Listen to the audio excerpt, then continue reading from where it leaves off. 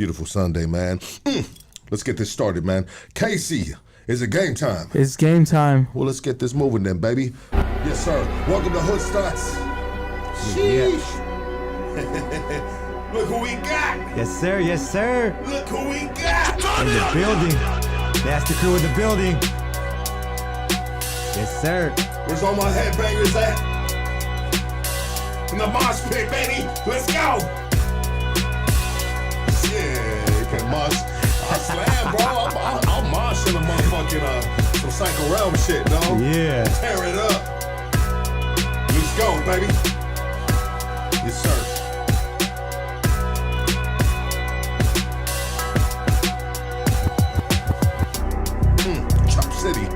Chop City, hit that like, hit that subscribe. Sheesh. You already know what to do.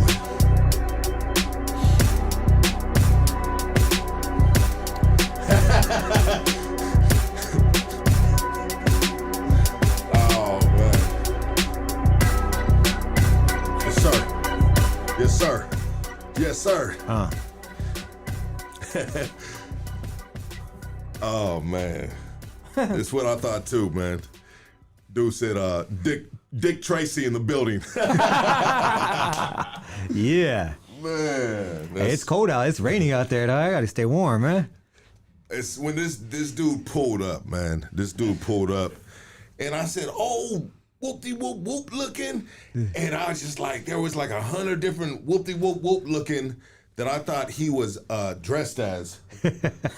And then he finally told me, he's like, yeah, I used to wear this at the bank. And I said, that's what it is, bro. Oh, bank teller looking motherfucker. And also, too, he pulled in, he had the umbrella up top. Oh, yeah. Oh, yeah. He had the entire fit. Inspector Gadget fit. Yeah. I'm telling you, those raindrops ain't hitting me, though. Hell no. Hell no. Raindrops. Drop it. I don't know how the song goes. I think it's a Snoop Dogg song. But with that said, I want everybody to raise up off your futons. It's a beautiful Sunday evening. It's raining outside. The boy is dressed to impress. You know what I mean? I'm glad he's got clothes underneath that trench coat. You know what I mean? Because we don't need that type of podcast right here. And he don't need that type of heat. But with that said, hey, let's give a warm welcome back. It's been a cool minute. Give it up for incredible Javier. Let's go. Appreciate it, baby? Thank you. Nasty crew in the building. Nasty crew. So Nasty crew is what you used to call the dudes that on your podcast. Yeah, well, it's actually, you know what's crazy? It's 50-50. Dudes, girls, you know, like Nasty crew is pretty inclusive, you know what I mean? Yeah, but we don't say 50-50 no more. Bro. Oh, yeah. There's 50-50 yards, bro. He's like 50-50. You know? He's like, bro, no. You know what I mean? Well, the majority of your audience were dudes, right? The majority was. And there was a couple fat hyenas, but you felt you needed to give them a shout out right now. You know, it's a lot of what I did included the females. They've always been great supporters, and always. Yes. So I always got to show support. How good of a great supporter were these females? I mean, could you hit them up at 3 o'clock in the morning? I wouldn't. Yeah, I would never do that. Nah. Well, I thought it was the Nasty crew, sir. I'm a married man. I ain't hitting nobody up, man. I'm just playing with you, bro. I'm not trying to get you in trouble, you know what I mean? But matter of fact, we got one of your supporters right here. Open the door, bro. Nito, open the... Look at... You say shit. Late night messages. Got him! Yeah, He's like, Cricket, remember me? I'm like, nope. Hey, how you doing, man? Good, dog. Good. Feeling real good. You've been laying low for a cool minute. Yeah. I've been working a lot, so I haven't had a chance to really do too much. You know what I mean? So you got a new job? Yeah. We won't talk about what kind of job that is unless you don't mind talking about it. I don't mind talking about anything. So you got yourself a good job. Yeah, a good job. It was a good job. Yeah. Which put you in a position to have an ultimatum in a sense. Yeah. And so you said, I'm either going to do the podcast or I'm going to be a working man and a father and a good husband to my family. Yeah. Well, I think there were certain things that I felt I had to do in order to take it to the next level, and I said I'd rather get a job. Okay, because during the time you didn't have a job. Yeah. While you were doing the podcast. Yeah. How long were you doing your podcast for? About 2-3 years. 2-3 years. Yeah, 2 or 3 years. You came in hot. And then you fizzled out. Well, not necessarily fizzled out, but you just you hit the eject button on yourself. Yeah. You know what I mean? You stop, press, and play. Yeah. Or record. Yeah. Was that a hard decision? Yes, it was. I built like I said, a community on there, and we did. One of the things I thought we did the best was mental health. We talked about mental health. We had mental health Monday segments, and I thought we had really adult conversations, and I thought it brought a good light to the Raza community, and it was difficult because I was like, damn, now I gotta leave it all behind, because what I do, I'm a mail carrier. It's a commitment for the first couple years. Yeah, like it's a crazy commitment where I'm on call every day. And so you're a mail carrier. Yeah. Do you carry the mail while you're driving? Are you actually on foot? I'm on foot. You're on foot. Yeah. Have you lost weight? I lost about 50 pounds since I've been there. You've lost 50 pounds. Yeah. So you were a lot slimmer than you are now. I was a lot bigger. Yeah. That's what I meant. Yeah, a lot bigger. Yeah. Yeah. Yeah, I think I was about 330. You were 330. 330, dog. And how much do you weigh now? About 260. Well, congratulations, brother. Thanks, man. Yeah, health is wealth, baby. You know what I mean? They call me Mr. Bodybuilder, a.k.a. six-pack. Six-pack! Every time they say six-pack, I turn around and I ain't talking about the liquor store either. You know what I mean? Yeah. See this right here? It's a six-pack, sir. That's good, man. That's good. So you made the decision, to just shut the show down. What was the name of your show? Incredible Javier Show. Yes, sir. Yeah. And you did it for 3 years. I did your podcast. Yeah, you did, yeah. I did your podcast, and it was cool. It was fun. We chopped it up. We shot the breeze. And it was in the back portion of your property. Yeah. I'll say that. Yeah. Would you consider that the garage area? Kind of, yeah. I called it the shed. The shed. Yeah. But it was a nice shed. It wasn't it was like No, a it wasn't. structured Yeah, shed. yeah. It was like a kind of like a house without walls. Kind A of thing. house without drywall. Yeah, without drywall. Yeah. Yeah. Yeah. Yeah. It was cool. That was a cool spot. I Yeah. remember it was cold. Yeah. All real cold. Yeah. So whatever it is outside is what it is inside that shed. Yeah. Yes. Yeah. There's no insulation, nothing. You freezing out there, and if it's hot, that's the other thing too. I used to have a panel show. So that shit will get fucking hot. Like Yeah. hot. You'd have 4 people sitting right next to each other and like sweating like a motherfucker. Yeah. And I remember when we did your podcast, he didn't have any windows. A hawk actually flew in there while doing the podcast. Remember that? Yeah. Yeah. And that's a real ground up. That's a real hood podcast in a sense. Oh yeah, I had a lot of people on there, a lot of dope guests, a lot of dope stories, and actually, believe it or not, I learned a lot. Took a lot of the lessons that I got from the guests. You guys were gracious enough to, bless me with your stories, authentic stories, right, and genuine stories. And with that, I took lessons from all of them. Most of the stories that I heard, there was something, there was a lesson behind it. A lesson of perseverance, a lesson overcoming, a lesson of just never quitting, right? And I love that. That's why there was only specific people I interviewed. In order for me to interview somebody, I said you had to have been out of jail for at least a year, because I wanted to make sure that you were true to your change. That's what my whole thing was about: growth and change. Yeah. Yeah, positivity, growth, change. Yeah. So when I heard the stories, it would always inspire me and I would think man, I got to do this, I got to do that, and always recognize what I need to do in order to keep pushing forward, right? Because you can't. What they say, if you're the same person you were 10 years ago, you wasted 10 years of your life. So I was like, you know what? I got to keep moving forward. And the stories that I heard, they helped me they aided me in that. Yeah, they kept you on the right path. Oh yeah, for sure. Because when you start. Or at least when I started, I didn't know what I was doing, right? I just came off a TV show, and I said, I was talking about different shit, right? And What do you mean you came off a TV show? Yeah, I was on a TV show, and I ended up fucking that up. But I was on a TV show called Revenge Body with Khloe Kardashian, and I just finished that show, and that's why I started the channel. And I thought I was gonna talk more about my experience there, but I had so much that I didn't talk about on that show. About my younger years that I never really had the chance to talk to anyone about. That's right. Now that I remember, the intro of your show was parts of that, which you did. Yeah. And it was it a weight loss journey? It was a weight loss journey, yeah. Yeah, I'm putting that together right now. Yeah. Okay, that makes sense. Yeah. Did we ever really talk about that in depth? No. We didn't. That's why I was just had to like, wait, what do you mean? What do you mean the TV show you just came out of? Yeah. Now it makes sense. And mind you, during this time, I'm just trying to build the foundation of hood stocks, you know what I mean? So Yeah.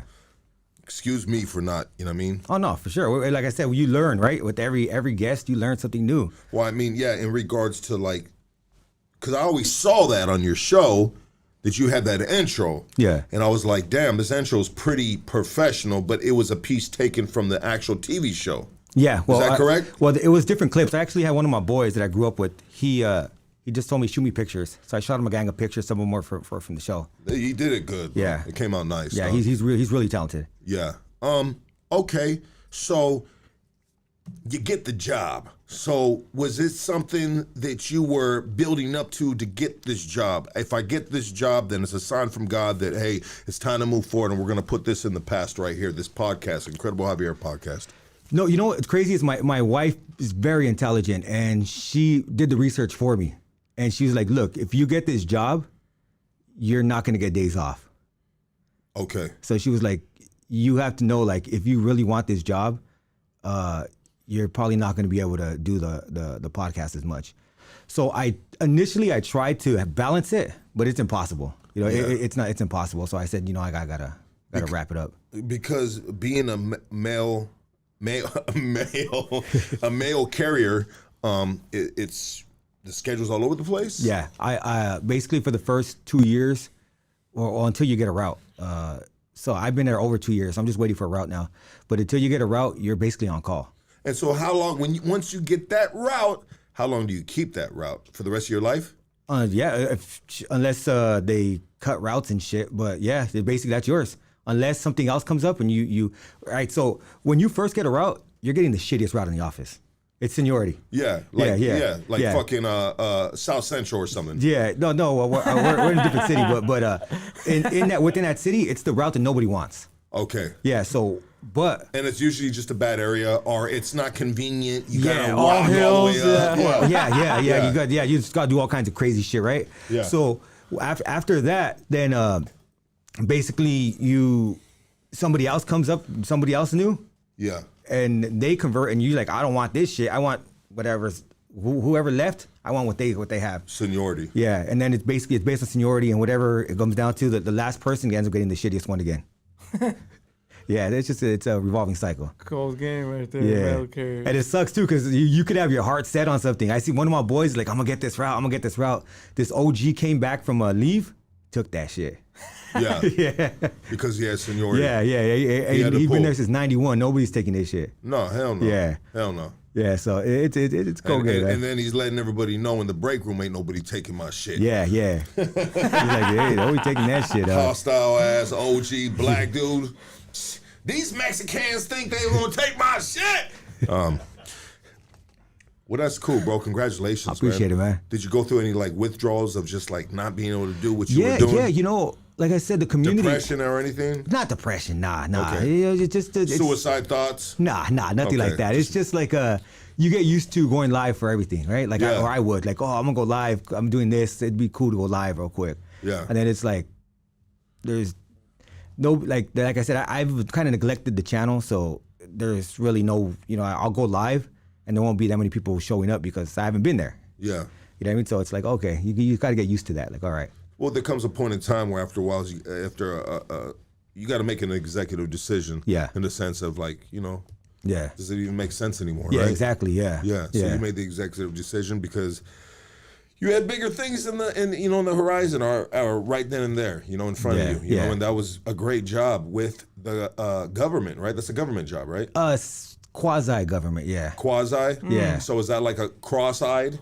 Like, yeah. It's basically it's not funded by the government, but it's heavily regulated by the government. Yes. Who's it funded by? Well, it's funded by the postage. Yeah, but if you get caught catching mail, it's a federal charge, right? Yeah, because it's protected by the government. Yeah. Okay, so is there anything since you've been there? But I want to get into like, some YA stuff. You know what I mean? Yeah. Has there anything crazy has happened while working there? Like, yes. Can you share anything? Yeah, there was two of my boys got robbed, gunpoint.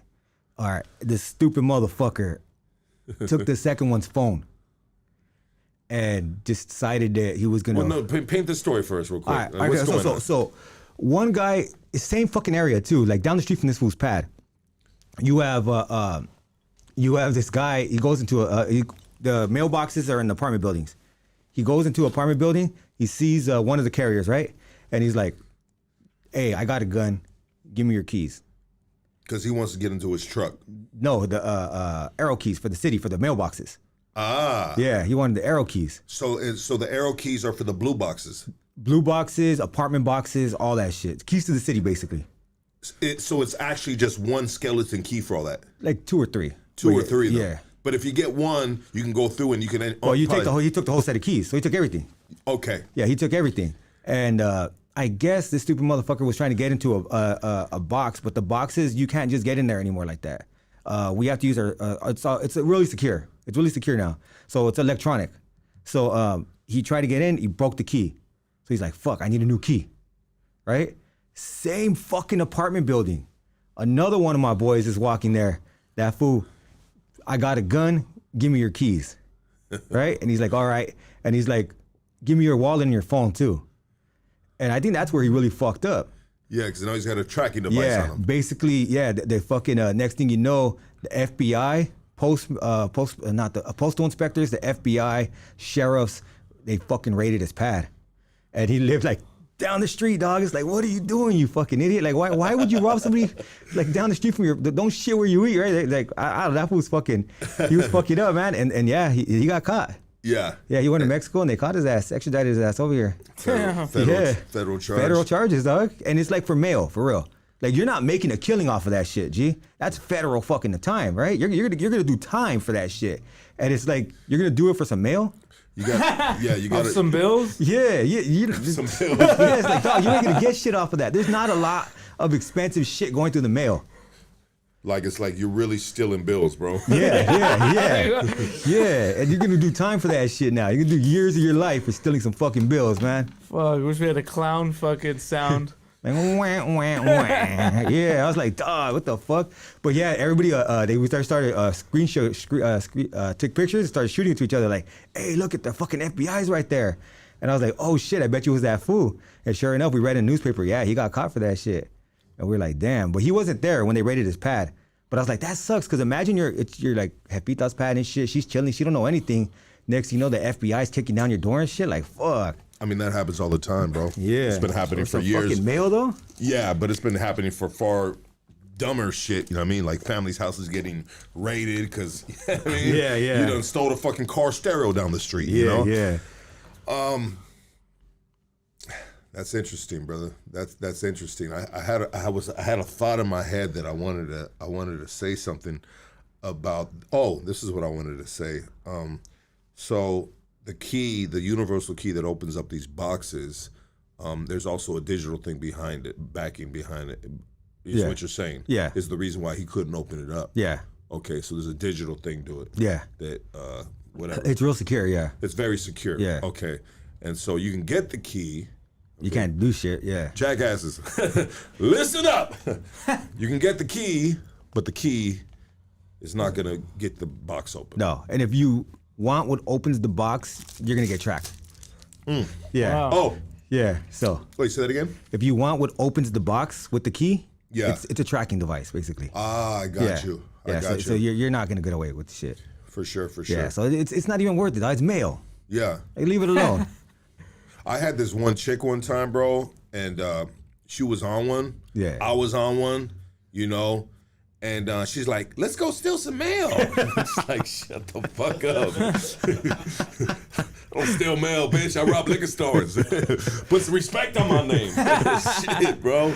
I thought that was the goofiest shit ever. You know what I mean? I don't understand it. And there's motherfuckers that do that shit too. Yeah. Like they're running around and they're stealing mail. You know what I mean? Yeah. It's like, what the fuck? You gonna get shit? Well, you know, some of them do, but it's just it's a racket, right? Because they're trying to get people's information back in the day. Shit, and then the Armenians, they were making the Armenians is my bad, bro. The op-eds, wait, that's still Armenian, right? Anyways, there was a certain section of individuals that were known to be making these things, you know? Yeah. And anyways,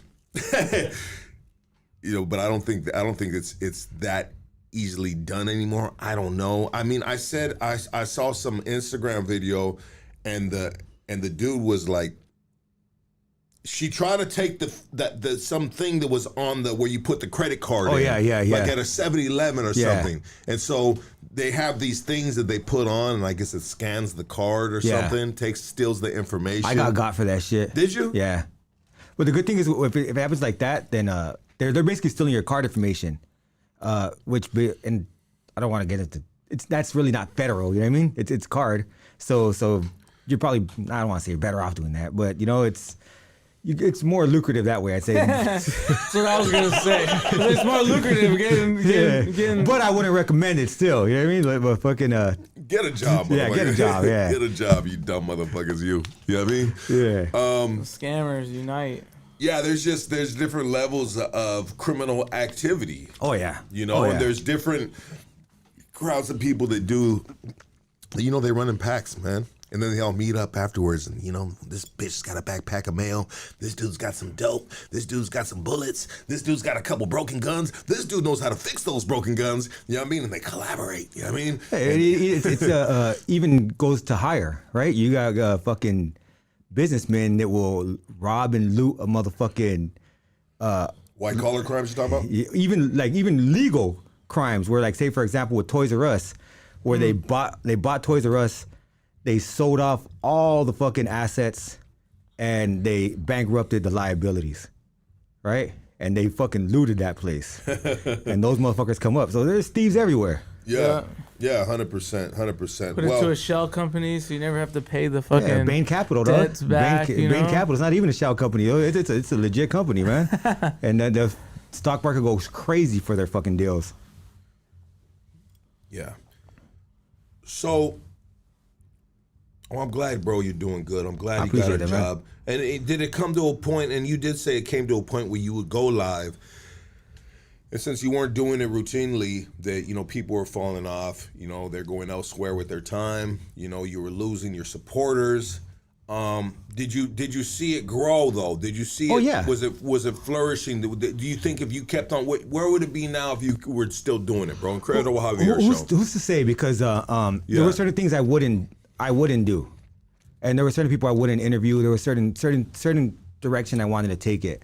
So it could have got big, but it could have just not. You know what I mean? I could have been maybe 500 more subscribers than I have right now. Yeah. Who knows, right? Who knows, right? Yeah. So I try not to dwell in it because I don't know, right? It could have been something big. It could have not. I don't know. The only way I could have really seen is if I seen it through. But then you have to know if you're gonna see it through, how long you can continue to do it, right? But I'll tell you a story that's kind of crazy. One time I went on a hike, and I fucking quit. And I said, I remember that tree, because I'm going to pass that tree next time I come. I went all the way back down.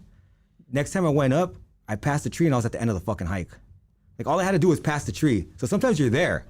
Sometimes you're fucking there, but you don't realize it. You just don't know it. Yeah. So, but I would never know. It doesn't matter, because I'm happy where I'm at, and if I do decide to start it up again, I'll just start it up again. It's no big deal. Yeah. I could do it again. It's no not pressure. Yeah. You've done it before, I've can done do it it before. again. Exactly. How do you feel now with all these new podcasters, bro? All these new channels? What really kind of bothers me, I wouldn't even say bothers me, it just kind of,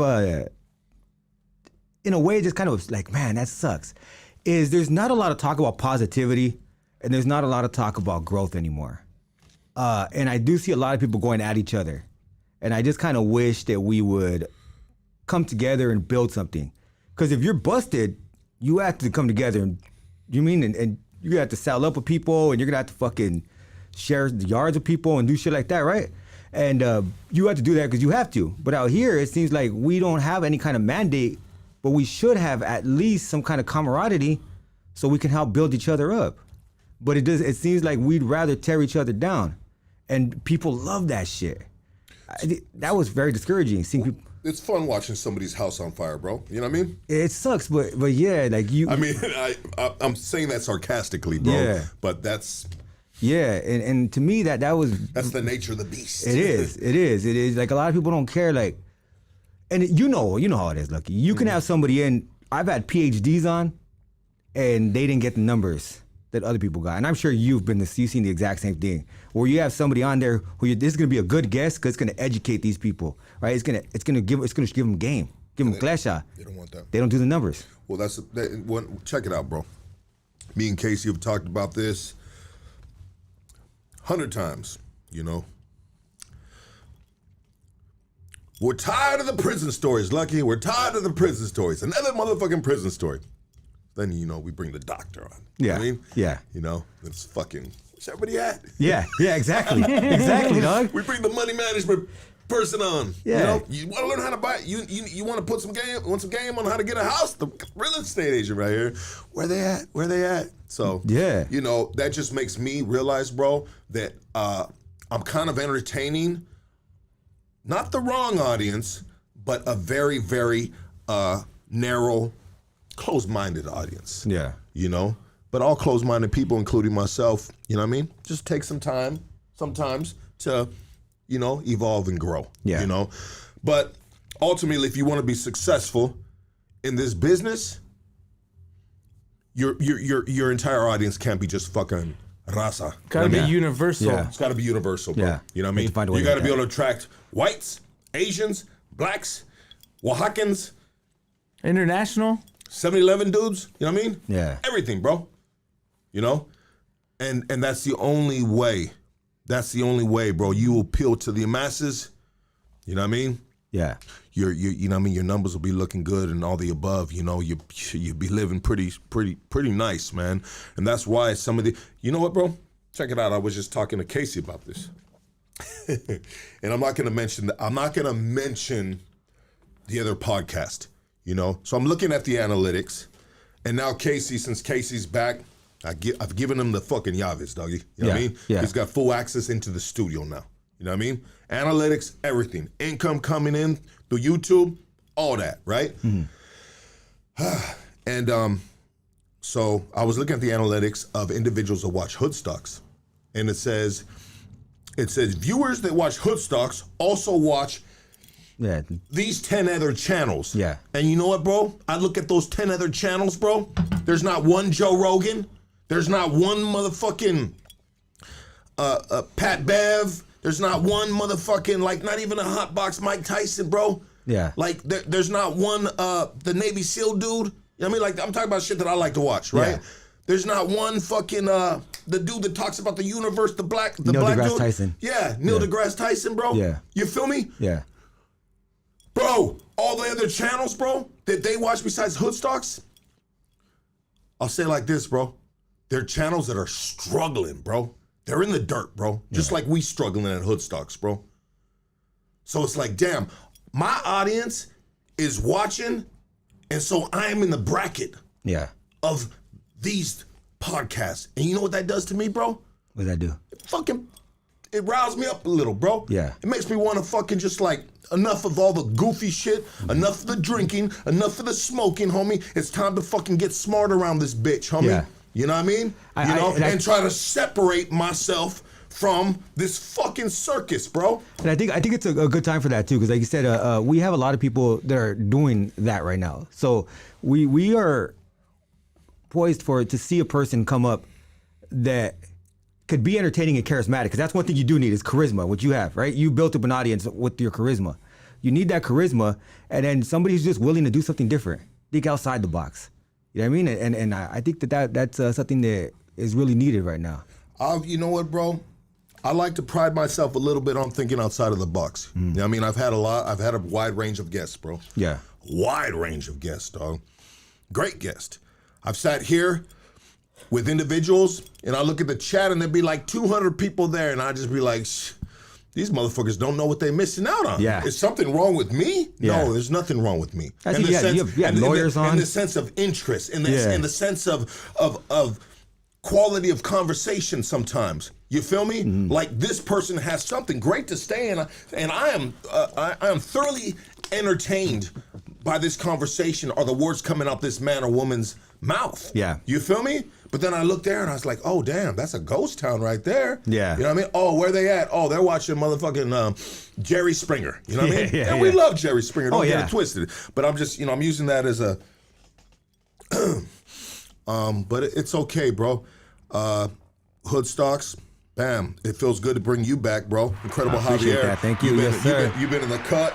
You've been laying low for a cool minute. You've been taking care of your family. You've been probably a great father and all the above. I'm trying, yeah. Yeah. It's sometimes it's not perfect, but we have great guests. We've had great guests all this month, and we got great guests coming up. That's I'm talking right. about Navy SEALs, bro. I'm talking about bop, bop, bop. It's gonna be hard for rappers to get on Hood Stocks. Yeah. Straight up, if you see a rapper on Hood Stocks, he knows somebody. Yeah. He knows somebody, bro. You feel me? But anyways, I thought it would be perfect to have you a part of Hood Stocks for this January month. As a matter of fact, I got some gifts for you, brother. I appreciate that. I got a hat for you right Yes, there, sir. my Here we dog. go. Hey, do we have any more? Got a T-shirt for you right there, my dog. Thank you. Yes, sir. I got a car freshener, bro. Oh, yeah. I'll get you 2 of them because you could probably hang them inside of your jacket, bro. I'll put one in my mail truck. Hey, there you go, Yeah. dog. I got you some more there. Yeah, matter of fact, do you smoke? Nah, I don't smoke. But you probably know people that smoke. I know people smoke. Yeah, there you go. Yeah, I appreciate it, G. That's that Kush Connect, baby. Yeah. And we had some. I got a big ass head, dog. I got a Your head doesn't look that bad. It looks like aerodynamically, ready to take off to the. My wife be clowning because the back of my head's kind of flat. The back of my head's kind of flat, right? And she's like, when you were a baby, they never carried you. Man, they carried me, man. They No loved me. tummy time for incredible Javier. They carried me. Believe me, I was loved, man. Well, they say that about kids that they were. And I got a 1986 Garbage Pail Kid Pack for you too. Oh, hell yeah, dope. Yeah, for sure. What Appreciate else I got that, G. on me right here, dog? Oh yeah. Hey. We gotta re-up on some more sir. gifts Yes, around sir. here, dog. Shit. Appreciate that. Hey, look, We gotta kill a Kush. Christmas time. Yes, sir. Hey, Nito, would you grab that? Hey, Nito from Eastside Weed Monster in the casa, baby. love, G. Nito, get that and pull that to the side for him, bro. That gifts, yeah. So we get off that table, please. Thanks, Neats.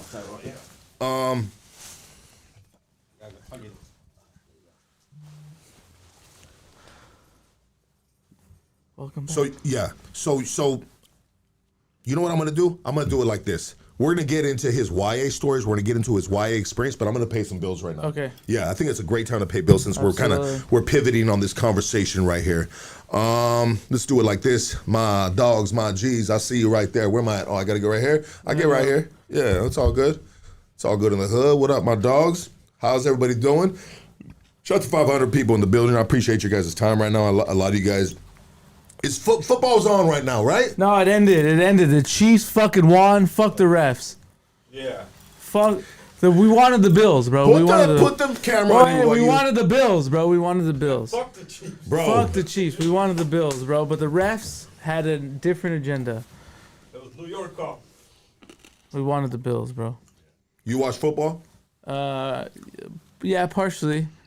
Yeah. Are you gambling on football? That's what it is. Yeah, I just dropped 12 and won 126 today. Hey, So- winning over here, baby. But yeah, I mean, come on. At least these games, there's only 2 games. You got the Eagles and now you got the Chiefs. But we wanted the Bills.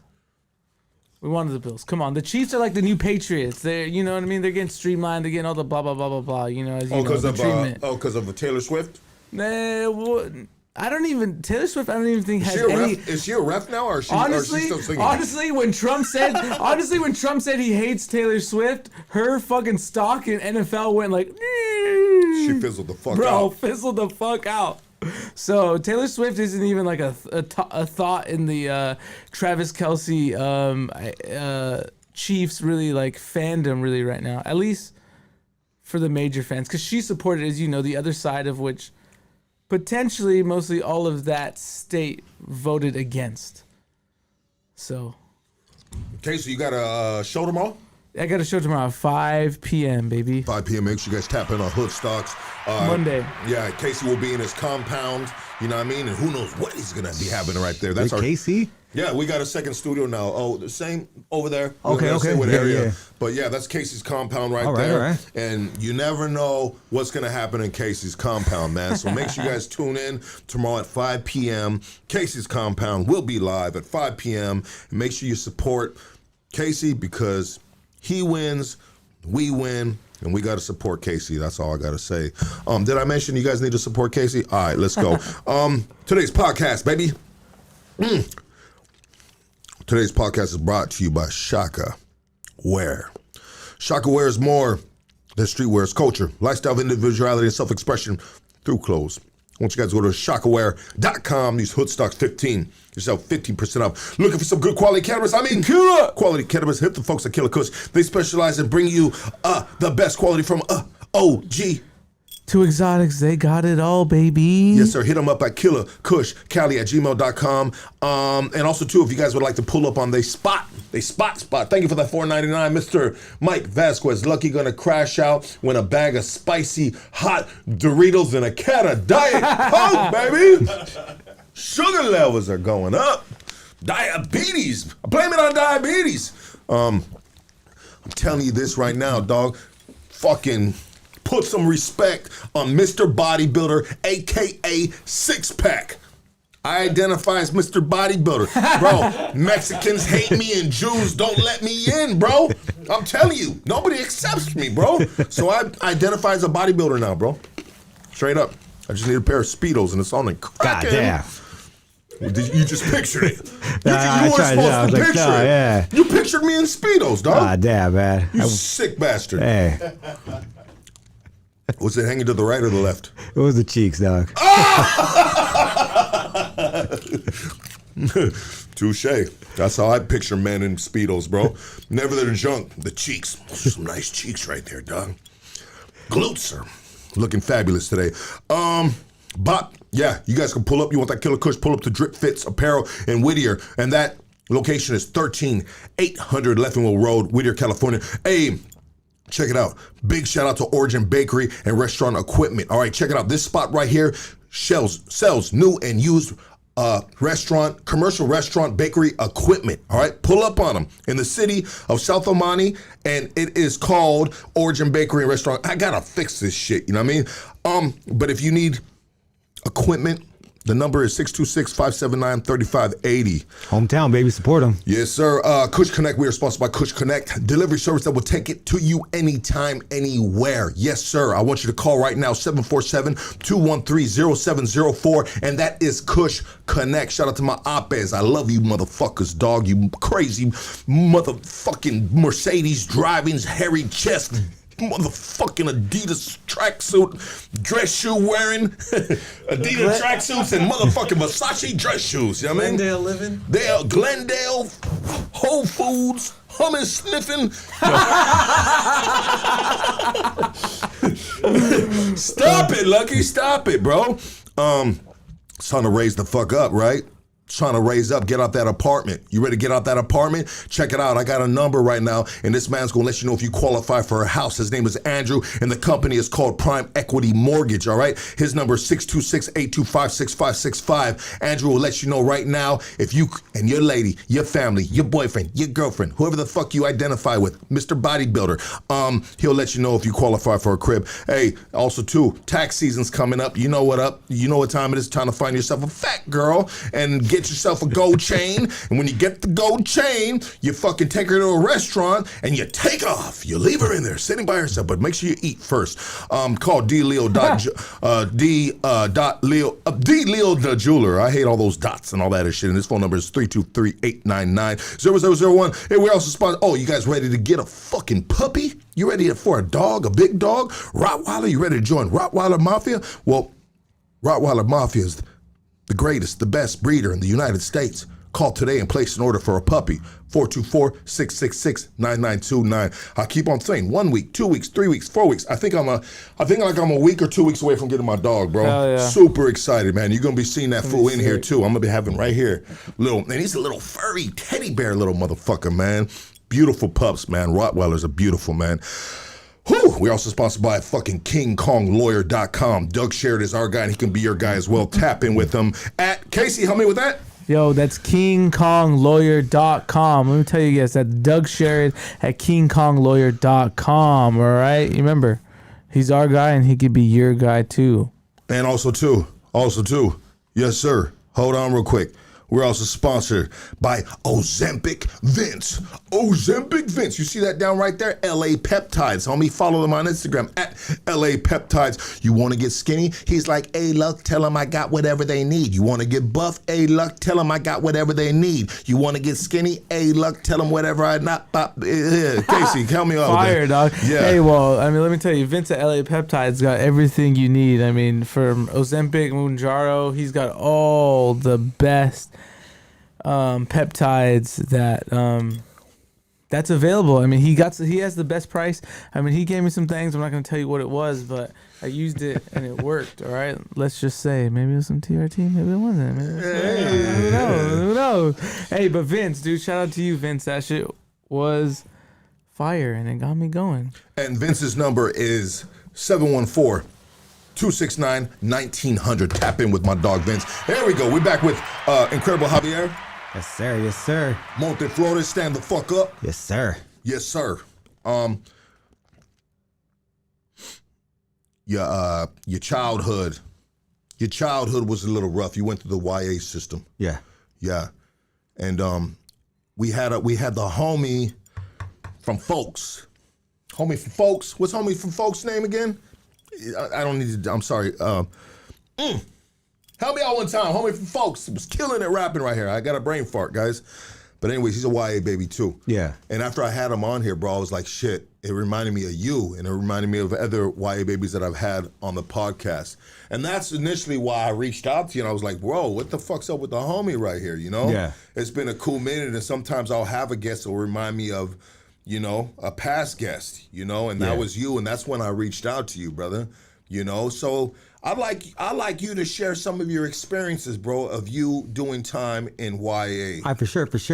And actually, if I could just promote, I have a cartoon series that is based on a lot of the YA stuff called Traviesas, the animated series, and I'm working on a animated movie for that right now too. Ooh. So that should be out in June, about June. Working on it, but yeah, I've read, had a lot of different. Went to YA at the age of 16. And when I was in YA, one thing that I did learn right off the bat is there wasn't really a classification kind of system there. You basically, if you're a murderer, you're in there with just a regular ass guy who's busted for fucking, let's say, robberies or fucking even kid that ditched school too much. So yeah, you would see all kinds of shit. And you would see different characters. And one thing I noticed because of that is you had people with a lot of mental health issues, a lot of people with, Casey, trip out on this. You had people who needed really like psychological help, right? Yeah. And they would be fucking in there with straight up gangbangers, straight up fucking murderers, right? And I'm gonna tell a story right now, a story that I told before on my channel, but the channel's not up anymore. So we're gonna revisit this. The story about a guy I knew named Gomez. Right? And this guy, I met him when I was in the halls fighting my case. So before I even got to YA, I go in the room, right? I open the door to the room. Boom. I see him standing right there, right? They shut the door behind me. I'll pee. Like, hey, homie, where you from? I'm going to be honest. This is where he said. He wasn't from there. This is what he said. He's like, I'm from Playboys, homie. He wasn't from Playboys. So, he fucking, and I was like, oh, Monte Flores. We started talking and shit, and I noticed he was missing a thumb, right? And so I asked this fool, like, hey, dog, what happened to your thumb? Because, you're a little kid. You don't know anything about fucking etiquette or if you're anything like that, right? You're gonna ask, dog. Oh, shit, as a grown man, I asked the motherfucker what's wrong with it. What the fuck's your thumb at? And this fool told me the most way out fucking story, dog. All right, so he was in a group home in Pomona, right? He's in a group home in Pomona. And he's like, I'm on my bike. I'm on my blue bike. I had on my blue jacket and a sword. I swear, dog, he said his sword with him, right? And I was like, oh shit, you had a sword? What the fuck you doing with a sword? He's like, man, I always wanted the sword, right? And because he practiced karate and shit, he says. So I'm like, okay, cool. So he says that fucking, he went to slice somebody up and he fucking chopped off his thumb. And I was like, God damn. So he reached for it, he chopped his thumb, right? And I was like, did you ever have to use it? Did you ever get to slice somebody? He's like, yeah. And I said, what happened? And he's like, well, I was in a group home in Pomona. This is how he talked, right? All right, he was serio. Like I said, these fools, he was in YA with us. He doesn't belong in YA, but needs real treatment, dog, for real, right? He's like, I was in a group home in Pomona, and I seen this guy. I hit him up, where you from? He said, I'm from 18th Street. Like, Playboys. And he goes, I guess he dissed, right? And he goes, I pulled out the sword, and I put it in his throat, and I told him, give me your hand. And then he's like, no. Then, give me your hand or I'm gonna chop off your head.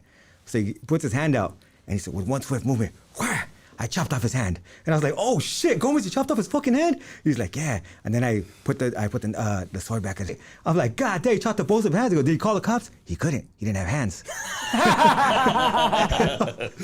Yeah, so I've seen this fool in the halls, right? So I'm tripping out. So a fool from Playboys actually gets there when we're in Silmore. So we're in Silmore now. This was an LP. Now we're in Silmore. A fool from Playboys gets there. He's like, hey, fool, you ain't from my neighborhood. Keep my neighborhood out your mouth. Okay. Like, yeah, you ain't from Playboys, dog. If you claim Playboys, you better claim Playboy Gangsta Crip or something. Yeah. He tells him, right? So I go to reception. I end up in Nelles. I end up in the same cottage as him. I find out he's now from Playboy Gangsta Crip. But they don't claim him either, right? So they don't claim this fool, dog. And I felt bad because when you're a YA, like you like I should have had more empathy for the kid, but you can't in there. You can't have empathy, sympathy, or anything, right? So we were watching this movie. I don't know if you guys ever seen this classic movie called Pootie Tang, right? And in Pootie Tang, the fool takes off his belt and smacks fools in the face. I don't know why the fuck that intrigued me so much. And we had Velcro belts. So Gomez was sitting next to me, and I just wanted to fuck with someone. I was like, hey, Gomez, don't sit next to me, fool. And he's like, what are you gonna do about it? I said, I'm gonna fucking smack you with this belt. You ain't gonna do shit. I smacked him in the face with a belt, and I put it back on, Pootie Tang style, right? And fucking, so I did it 2 more times, and I felt bad because his mom passed away. Like, looking back, I kind of felt bad. But he was like, do that again on my mom. I'm gonna do something. I just jumped up. Fuck you, fool. I started jumping, or I started beating him down. And when I beat him down, my ranfla, they sprayed me with mace and shit. I hit the floor. My ranfla ended up stomping him out. We ended up going to lock up. Like, it's the stupidest shit I went to lock up for, right? Yeah. So that was him and Nelles. Now, okay, so he's from Playboys in the halls. He's from Playboy Gangsta Crip in Nelles, right? I go to Preston real quick, get out of there, go to YTS. So I go to YTS, right? I'm doing something called facility planning where we worked on I had a GED, so fucking I'm working and shit. And downstairs there's this like kind of keep away kind of unit. And I see that fool there. He's through the window, right? Yeah. I'm like, Gomez, what the fuck you doing in there? And he's like, it's a long story. I said, what happened? He's like, well, when I went to Preston, they had me in lockup. I wasn't riding with the Crips anymore. They styled me up with the Woods. And I was like, shit. And he goes, so I started riding with the Woods. I was like, no fucking way. He had this fool had 2 swastikas tattooed on his chest. I was like, dog, what the fuck, Gomez? And he's like, yeah, but I found out it's all bullshit. So he crossed them out. And he's like, so all the Woods in YTS had him on site. And I was like, dog. And this is what I said. Certain people did not belong with killers. You know, killers and gang members. Yeah. They had him there with us, dog. This fool needed real treatment. Poor dude, man. Yeah. So yeah, that's just one of the stories of like, that's the kind of fucking, you have fools that are straight riders. You have fools that are straight gangsters, and you have fools that are just fucking off, dog. Burn the fuck out. Yeah, and they need treatment, you know what I mean? Yeah. And it's crazy because they put everybody together. So when you're under 18, you're all in a dorm. Everybody's in a dorm. So it doesn't matter if there's no level 1, level 2, 4, no, none of that. You're all together. So you have somebody like Gomez in there with some straight up fucking gangsters. And it was crazy, dog. Like, it's shit would happen. People would get victimized. And I think one of your guests, you asked him, why do you think the staff allowed that to happen? And I think it goes back even further than staff. Hectic. Yeah, hectic. Hectic. Folks, stand the fuck up. Orange County, stand up, baby. So my apology, I'm forgetting the name. Brain fart. I think it goes back to even when we're kids. Kids, we're not in the hood. Kids aren't seen as kids, dog. They're not treated like children, right? You see young homies getting beat down. 14, 15-year-old kids getting beat down by grown-ass men, teaching them klesha. You know what I mean? Like, and yeah. you have the hurras fucking with these kids, treating them like criminals, right? You have school systems that don't want to deal with them. So their entire life, they don't even know how to be treated like children. They're treated as outcasts to societies. So by the time they get to YA, they're used to treatment, like they're not used to being treated like children. And when you get to YA, they're not treated like children either. Well, the whole. I want to say this real quick, brother. The whole gang thing, the whole street thing, it is outcast, bro. There, Yeah. It's an outcast subculture in a sense, you know. Yeah, it definitely is. That's how it started. It's not fitting in with regular society. Yeah. But who are we to say, like, this is regular society within this section? Yeah. But no, because there's parents that are getting up every day and they're working. Yeah. So you get what I'm saying? Yeah. But like, bro, I got into the hood. I ended up around these different crowds because I was an outcast, bro. Yeah. And what do outcasts do, dog? They go look for exception. Yeah. Where they're welcomed, and now you end up with these Yeah. Yeah. So, up to no good doing some dumbass shit. oh yeah. Getting into some shit that you would have never. And what I was saying about my interviews that I did earlier, one thing that I learned is that a lot of the times, one of my guests had told me, he's like, when you are a kid that's hurting or it's looking for acceptance, that's missing something, you're gonna find that in other kids. You're gonna recognize that. Easy. We click up together, trauma bond. Like magnets. Yeah, we trauma bond together, right? Yeah. And we cover up the pain, any kind of trauma that we're dealing with.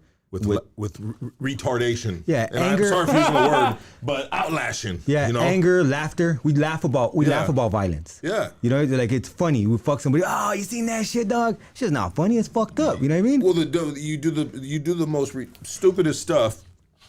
That's the crazy homie. That's the down homie. Yeah, that was with it. Yeah. So now, people are trying to top his insanity, his stupidity. Yeah. So you have children that are treated like this, that are used to being treated like that, and when they get to YA, it continues, dog. The staff do not see them as children that need help. They see them as prisoners that need to be contained And disciplined. Yeah. Well, Contained, disciplined, same thing. Yeah. In that setting, even right? then, a lot of times they don't even want to discipline you. It's too much fucking work. Like they're like, fuck that, nah, fuck, like that's on you. Like you discipline them. You guys discipline them. I would say containment is another form of discipline. Yeah, you're right. Discipline within a lockdown facility. Yeah, because they would have us discipline each other. Yeah. So they didn't have to do that. Yeah, they didn't have to do the work. They're like, hey, check your homie. I'll let you guys do this. I'll let you guys do that. Yeah. Yeah, and so you've seen a lot of people getting victimized because like I said, they didn't belong there. You had a lot of people there who did not belong there. They could have, nobody really belonged there, honestly. Now I think about it, a lot of people needed treatment, dog. We were all fucked up. If you're a juvenile and you're doing that shit, something's wrong. You said something wrong at home, and you need some kind of intervention. But instead, they threw us in there, and we did what we thought we're supposed to do, and we thought we did what we were comfortable with doing. I probably could have used some medicine back then. Yeah, I'm pretty sure, dog, for real. Yeah. It would have maybe given me a little more balance and calmed myself down, There's people who had learning disabilities, fucking dyslexia. I didn't even know I had dyslexia until I fucking got a job at the bank. I was like, oh shit, they're transposing numbers and shit. What the fuck? So you find out later in life. I didn't even know I was colorblind until like 3 years ago. Yeah, so fucking you just learn shit, right? And it's like all that shit is ignored. The school system doesn't fucking, they don't even pick on any of that shit. Are you serious? Is that a real thing that you said about the colorblind thing? Yeah, I didn't even know I was colorblind. I should have known. Look, I should have known one day because I thought I had a pair of feed-em-ass brown pants, right? So I'm fucking sporting them and shit, and I had a cool light brown. The shirt was light brown, and I thought I had dark brown pants. And I get home, and my jefita's like, "Hey, those are cool pants, but you like that color?" I was like, "Yeah, brown. That's feed-em." And she's like, "Those aren't brown. Those are burgundy." Okay. And I was like, "Oh shit!" So I was like, I threw those shits away. You know what I mean? Yeah. But fucking, I'm colorblind, so I stuck to black and white, gray shit. Like I don't do. Even now I don't use a lot of colors because I can't tell. Yeah. Yeah, but well, at least they weren't like salmon. Yeah. You were wearing salmon pants. Looking like a golfer and shit. I remember there's this. I want to say this little thing real quick. When I was in the apprenticeship program for ETI, IBW Local 11, right? Yeah. There was this fucking asshole, bro, this white dude, right? And you could tell everything that he bought was from Ross. Yeah. You know? And I'm not saying there's anything with Ross, because I shop at Ross. Yeah. You know what I mean? But you can just see, like just random shit. You know, like he'd pull up with some salmon pants on and with a fucking just the whole Ross get up that he that he got a good deal on, you know? Yeah. And we were just like, bro, shut the fuck up, bro, with your fucking salmon pants on. You know, there came a point where I just got tired of his ass, bro. You know what I mean? 'Cause he was just like, you know what I mean? Like his dad was, fucking this. He was just like a fucking and you know what's funny, bro, is he was an asshole, bro. And then he ended up dropping out of the apprenticeship, this white dude, and he became a sheriff. Yeah. And he's a fucking asshole sheriff, bro. With his fucking salmon pants Respect on. my authority ass. And now got a badge, you know what I mean? Yeah. You know?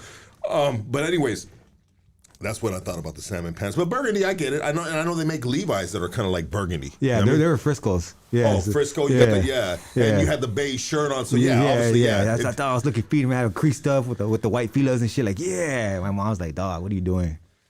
And I was like, oh, my bad, man.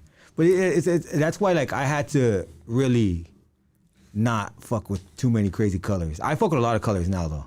But I have a wife, so I ask her, hey, what color is this? Is this cool? Nah, don't wear that. Yeah. I'm like, all right. But people try to clown because I wear yellow shoes and shit like that. I don't give a fuck. I'm colorblind, dog, so that shit fucking makes my eyes, like, happy, you know what I mean? Okay. Yeah, so I look at them like, oh, I like that, yeah. And my wife's like, those are fucking ugly. What are you wearing? Do you know they're yellow? I know they're yellow. Okay. Do you know they're yellow because they tell you they're yellow, or because you can actually see them Well, they look bright and they look yellowish. But they could be. I've had green thinking it was yellow. Okay. I'm curious to know if there's like a iPhone app where you could like there's glasses you can get now. Oh wow! Wow. Yeah. So, but I'm not trying to wear that shit. Yeah. What is it again? No, well, he said there was glasses, but I was saying I wonder if there was like an iPhone app where you could like scan stuff on your camera and it tells you what color things are. I'm pretty sure that'd be dope, actually. Yeah, I could go around like, what color is this? Yeah. It's not that serious. Yeah, it's not. That's what I said. If I wear green shoes, I wear green shoes. I don't care. Yeah. Yeah. Fuck it. I mean, you're a dad, bro. Yeah, who the fuck? And you're the local mailman, bro. Yeah. I mean, who's gonna tell you anything, bro? Can't tell me nothing. Yeah, exactly, bro. And so that was I like the story, bro. I thought it was a great story about fucking Gomez, right? You said Gomez? Yeah, I thought that was a cool story. How much time did you do in YA, bro? I did 4 years. 4 years, and 4 years it really opened up your mind into just the problem of the system, the problematic of the. Well, see, it's crazy because as you grow and as you learn, you see things differently. I remember the first time I went to lockup in Nelles. Green lighter had hit the dorm. We had to jump him. We jumped in to get him off the dorm. Right, go to lockup for that shit. The first time I went to lockup, lockup was fucking. You had to put your knees on the bed, facing the wall, hands behind your back. And what they would do is they would cuff you, and then they would cuff your legs, and they would walk you to the fucking. They'd walk you to cages. And then you get off, they uncuff you, they uncuff your legs, they put the tray slot, they uncuff your arms, your hands, boom, you're in a phone booth. Or if you're outside, you're the dog kennel and shit, right? And give you a ball. What the fuck am I gonna do with a ball in this goddamn dog kennel? Well, fucking, so that's the movement you would have. And I remember the first time I was doing that, I was like, oh, this shit's fucking hard. They can't control me. That's what I was thinking, right? They can't fucking control me, man. Like, fuck yeah, like, I'm when it comes to juveniles, I'm the worst of the worst. They can't send me anywhere else. This is as far as it goes. Yeah. I read this book while I was in lockup the next time called The Four Agreements. Really changed my perspective on life. That's really what I credit to like me changing, was reading that book. I read it when I was in YA. A fucking volunteer, I don't even know his name. He just told me to read it, like open your mind. Slid me the book. I was like, I ain't gonna read that shit. But you get bored, you know what I mean? So I started reading it. And I kind of realized like, it's not that they can't control me, they're controlling my every fucking movement. Yeah. And that's what I realized, like the perspective had changed to they can't control me, this is hard, to this is fucked up. Like I'm being like fucking dehumanized here, right? Because of my actions, of course. I did it to myself. But I had to learn like, dog, this isn't the way I want to be treated. So I was like, nah, fuck that. So there was just a few things that happened, that being the major one where I decided I don't want to go to prison. I don't think I want to do this anymore. The other one was keister. I don't want to keister shit. You know what I mean? So I said, fuck that. I'm cool with that shit. Not even a finger? Nothing, dog. Nothing. I didn't want to do it. I said, you know what? Because even my boy, one of my boys was like, hey, we'll go to visiting, right? I'll get you his chick. She'll bring you some shit. We'll make some feria. You just got to hoop that shit. Yeah. I was like, I'll swallow it, dog. Like, I ain't trying to hoop it. Yeah. He's like, nah, fool, that's too risky. Just fucking hoop it. And I was like, nah, I'm cool. And he's like, when you get to the joint, you're going to have to do it anyway. Yeah. And I was like, man, maybe I don't want to go to the joint. That's when I kind of first had that thought. You know what I mean? Yeah. And then after when I read that book, I realized like, nah, this isn't what I want to do. I don't want to do this shit. Yeah. And I got fortunate because I had certain staff that were like, hey, take your GED. You're not gonna finish high school. Like I would go to school and get in fights and shit, and fucking school was just fucking around. You know what I mean? Like you go to school. I would go to school. I'd write in the books. Fucking yeah. That's all I do is just tag in the books, and then they would take that shit out of your canteen. Oh, I was like, I don't give a fuck, right? So you tag all over the books. You tag on the desk. You get in fights. You go back to your unit, and that was it. And one of the staff members like, look, you're a bright kid, man. Like, get your GED, get to work. Why did this in particular staff or teacher recognize you as a bright kid? Did you have, no did idea. you have interaction with the individual? You'd been in the unit with you for a minute? I think because I would listen. I was always curious. I've always been curious. I've always wanted to hear people have to say. So even if I thought somebody was full of shit, like Gomez, I would still listen, right? And that's the difference between a lot of kids, say back then, are in those type of environments. Like, and so a staff will recognize, you know what, this kid's actually listening. Yeah. So they notice that you were listening. Yeah. So and then so that makes a little bit of sense. Yeah. So when most of the kids aren't listening. Yeah. They got their mind made up and they're doing what they do. And you can tell when someone's not listening to you. Yeah. Bro. So for me, like I got tired because the school area itself in Nelles was fucking chaos. Just chaos. Like there was fights every day. In a lot of other ways, if you got in a fight, you would go to lockup. Nelles had 2 lockups and they were packed.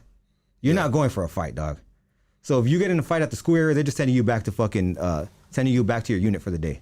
You're going back to your cottage. If you get in a fight in the cottage, you're both going to the infirmary and you're coming back to the cottage. Like that's it. Like there's no place they're not gonna put you in lockup for a fight. So fucking that school area. Every fucking day, dog. Like you walking in when you're walking into the school, we walk in lines. You're talking about Nelles right Yeah, now? in Nelles. You walk in there. Which they closed it down. Yeah, they closed all the YAs down. Yeah, they're all shut down. And Failure of a Nelles system. is in Whittier. Nelles is in Whittier, under 18. Yes. 14 to 18. You know what's crazy, bro, is, I don't know if it was this time. It might have been this time, bro, that I had gotten out, which was, like 10 years ago. I went and worked in Nelles, doing some electrical work. Oh shit. Yeah, with a contractor, and it was I never did time in there, bro. But going in there and seeing those cells, those little cells, like that's like it looked pretty. It looked like, man, honestly, if the walls could talk, right? Yeah. Oh yeah. Yeah. There was so much shit that would happen in there, and violence every fucking day. You just heard beep beep beep beep beep beep beep beep beep beep beep beep beep, and you would just wait. Sometimes it was crazy because your adrenaline would pump, and you would see: is this a fight, a group attack? Are we rioting? What's happening? The rows of cells they have there. So you talked about cottages, and cottages were open. Bless you. Thank you. And cottages were open dorm areas. Yeah. Okay. And then the rows where I was at, there was just rows of cells, small cells, fucked up looking cells, bro. Yeah. Busted up cells. Was that the lockdown areas? No. So those were actually for programmers. So For programmers? Yeah. That they would get the cells. Yeah, would get them. Yeah. And they were banged the fuck out, bro. Yeah. So if you did, Like they weren't even on windows on some of them, bro. It's like a half a window and one piece. Yeah. Maybe it was ran down. Obviously, it was they was run down. down. But when we were there, they had windows and shit. Okay. I'll tell you a story about something, what happened with those windows and shit. But yeah, fucking. So if you were a programmer, not even necessarily a programmer, if you just were laying low a lot of the times, then you gotta be in the rooms, and the rooms gave you more privileges because when lights were out, you could still be up, you could still chop it up with your roommate and all that shit. When you're in the dorm, you're in the dorm. Did those doors get locked on those They programmers? got locked in the night. Those are small cells, bro. Yeah. I've been in a lot of different cells, but when I looked in that cell, I was just like, damn, this is a little... 2 people in that shit. It's a little busted up cell, bro. Yeah. So fucking what's interesting about that, one of the cottages, Jackson Cottage. I wasn't in Jackson. I was in Hayes, and then I went to, they were named after presidents. Then I went to Monroe. Why would they name these after presidents, these lockdown facilities, cottages after presidents? I mean, that's just weird, bro. You know what I mean? I don't know. What's kind of crazy is one of the lockup was Nixon. Okay. Yeah, so I thought that was kind of crazy. Yeah. Yeah, Nixon and Taft. I don't know why Taft, though. But fucking Jackson was next to the canteen area. And what these fools in Jackson did is they fucking figured out that you can open the light fixture and you could creep through the lights and you can go through the ventilation and it will take you to the roof. And they were thinking about escaping. Okay. So you can drop the light fixture down. Yeah. Okay. And then you can crawl up into the duct. Yeah. You know, and then the duct, so it was big enough for a kid, right? Yeah. To get in there and potentially escape. Yeah. But when they got up there, they saw canteen was next door. Oh. Plan changed. Yeah.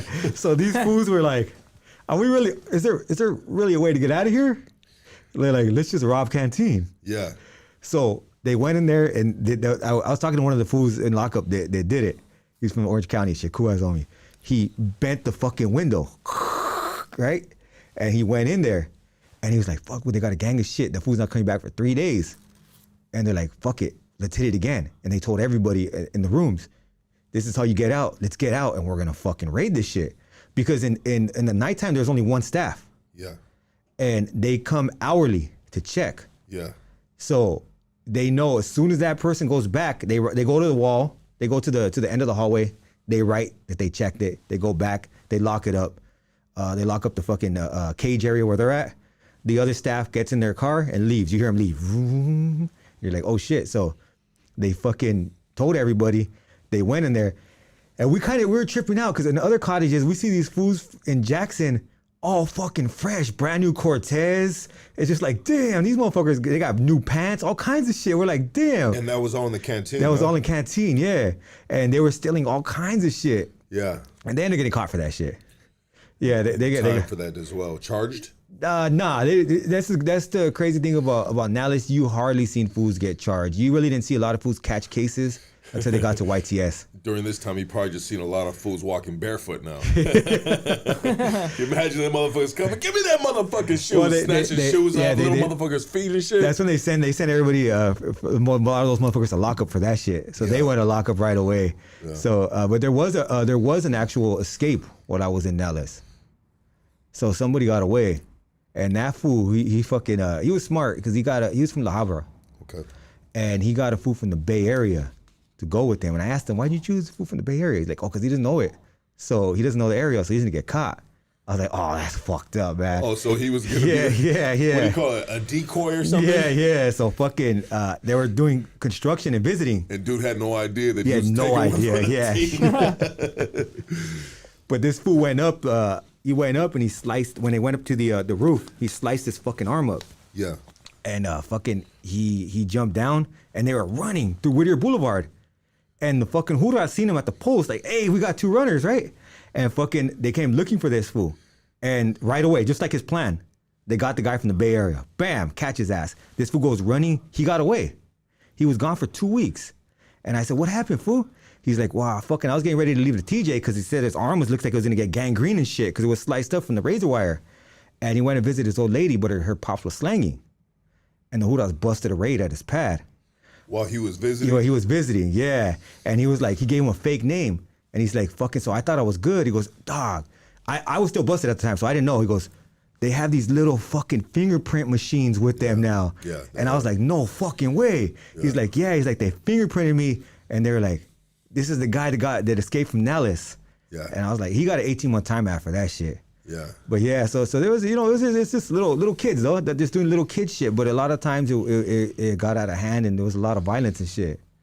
Yeah, I used to, when going through the halls and stuff, man, I used to always hear about fools AWOLing or talking about AWOLing, especially like in LP. I think Yeah. they would hit that back on the yard they had right there. They Yeah. would hit that back wall. But I think you would need somebody to help you get over that Yeah. wall because it was a fucking, you know what I mean? But people were, I always heard about fools AWOLing right there. But anyways, so what a fucking so you do this time, bro. You did 4 years right there, and it really changed your perspective on life because you never you learned your lesson. It seems like. Yeah. Well, it wasn't like, oh, this place is too rough and tough. It's just like, I don't want to do this. You know what I mean? I don't want to be locked up. I don't want to be in jail. Yeah. Yeah. I wanted to ask you this real quick, bro, and I apologize for cutting you off, but. I had a homie right here, and I've had a couple individuals, but he was talking. And I think you know which podcast I'm referring to. That dudes were getting their booty took. Yeah, fools were getting the booty took. Did you witness any of that or partake in any of those? I never partake. Fuck no. Okay. Nah, but yeah. You would see. You would. Yeah. I talked to one of the fools because. They got his booty taken, or they was taking the booties. Well, both. But I wanted to know because I'm curious, dog. So I said, okay, trip out on this. How does it feel? No, like how the fuck does that happen? Yeah. Right? So I was in reception with him. We were cool. We ended up going to intake together. You spent 3 weeks in intake. Right. Yeah, so fucking we're in intake. We're robbing fools. Like crazy, dog. So he was one of them. It's me, him, homie from, we still homeboys, fool from Goofy from West Side Purdue, us the boy. I say his name because we talked about it before on my shit, you know what I mean? Yeah. Fuck it. So we're robbing fools, dog. And, coming up, like just, hey, give me that, like not even like not burglaries, dog. We're jacking, you know what I mean? Yeah. Like, hey, give me that chain, give me those shoes. Yeah. Like so we're fucking coming up. Strong arming. Like, Yes. I got busted for strong. I got caught for one of that shit. The board, they were pissed at me too for that shit. Yeah. Because I got a fucking robbery on me for in there, but fucking so one of the guys who was doing it with us, he was from he told me he was from Compton. That's what kind of tripped me out. He said he's from Compton, right? And then I go to another cottage. I end up on his cottage after. And I was like, what's up with this fool? I don't want to say his name because I don't want to do him like that shit. But fucking, they're like, oh, that fool's a case. That fool sucks dick.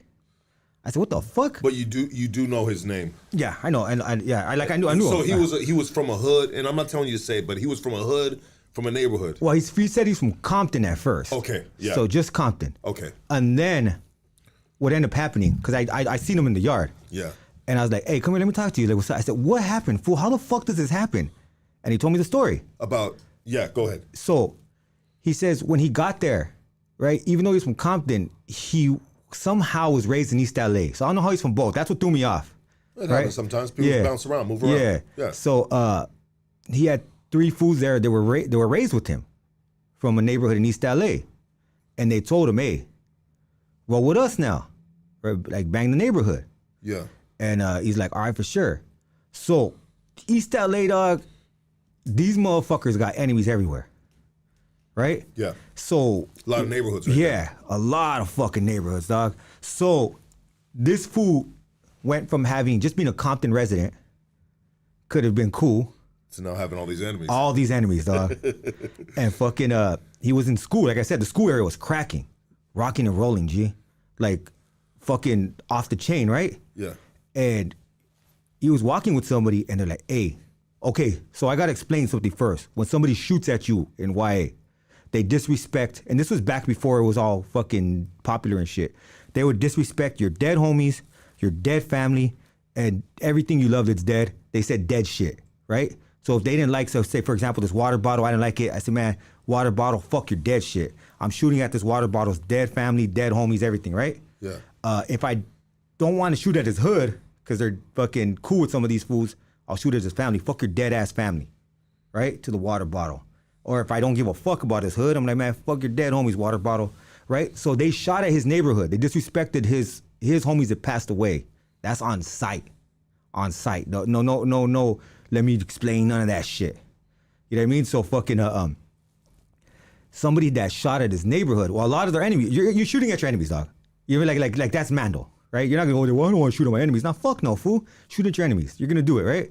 So he's walking with somebody in his cottage, and they're like, "Hey, fool, that fool shot at your neighborhood. That's your nemiga.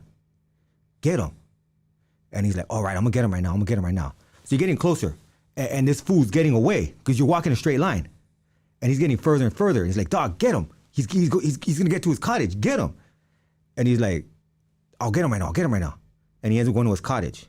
You can't get him anymore. Okay. And who is the dude telling him this, though? Is it from his area, or is some dude trying to pump up the situation? Just trying to pump the situation. So it's a gang kid of playing kid games. Yeah. Instigating. Okay. A gang of instigators, dog. That's all it was. Yeah.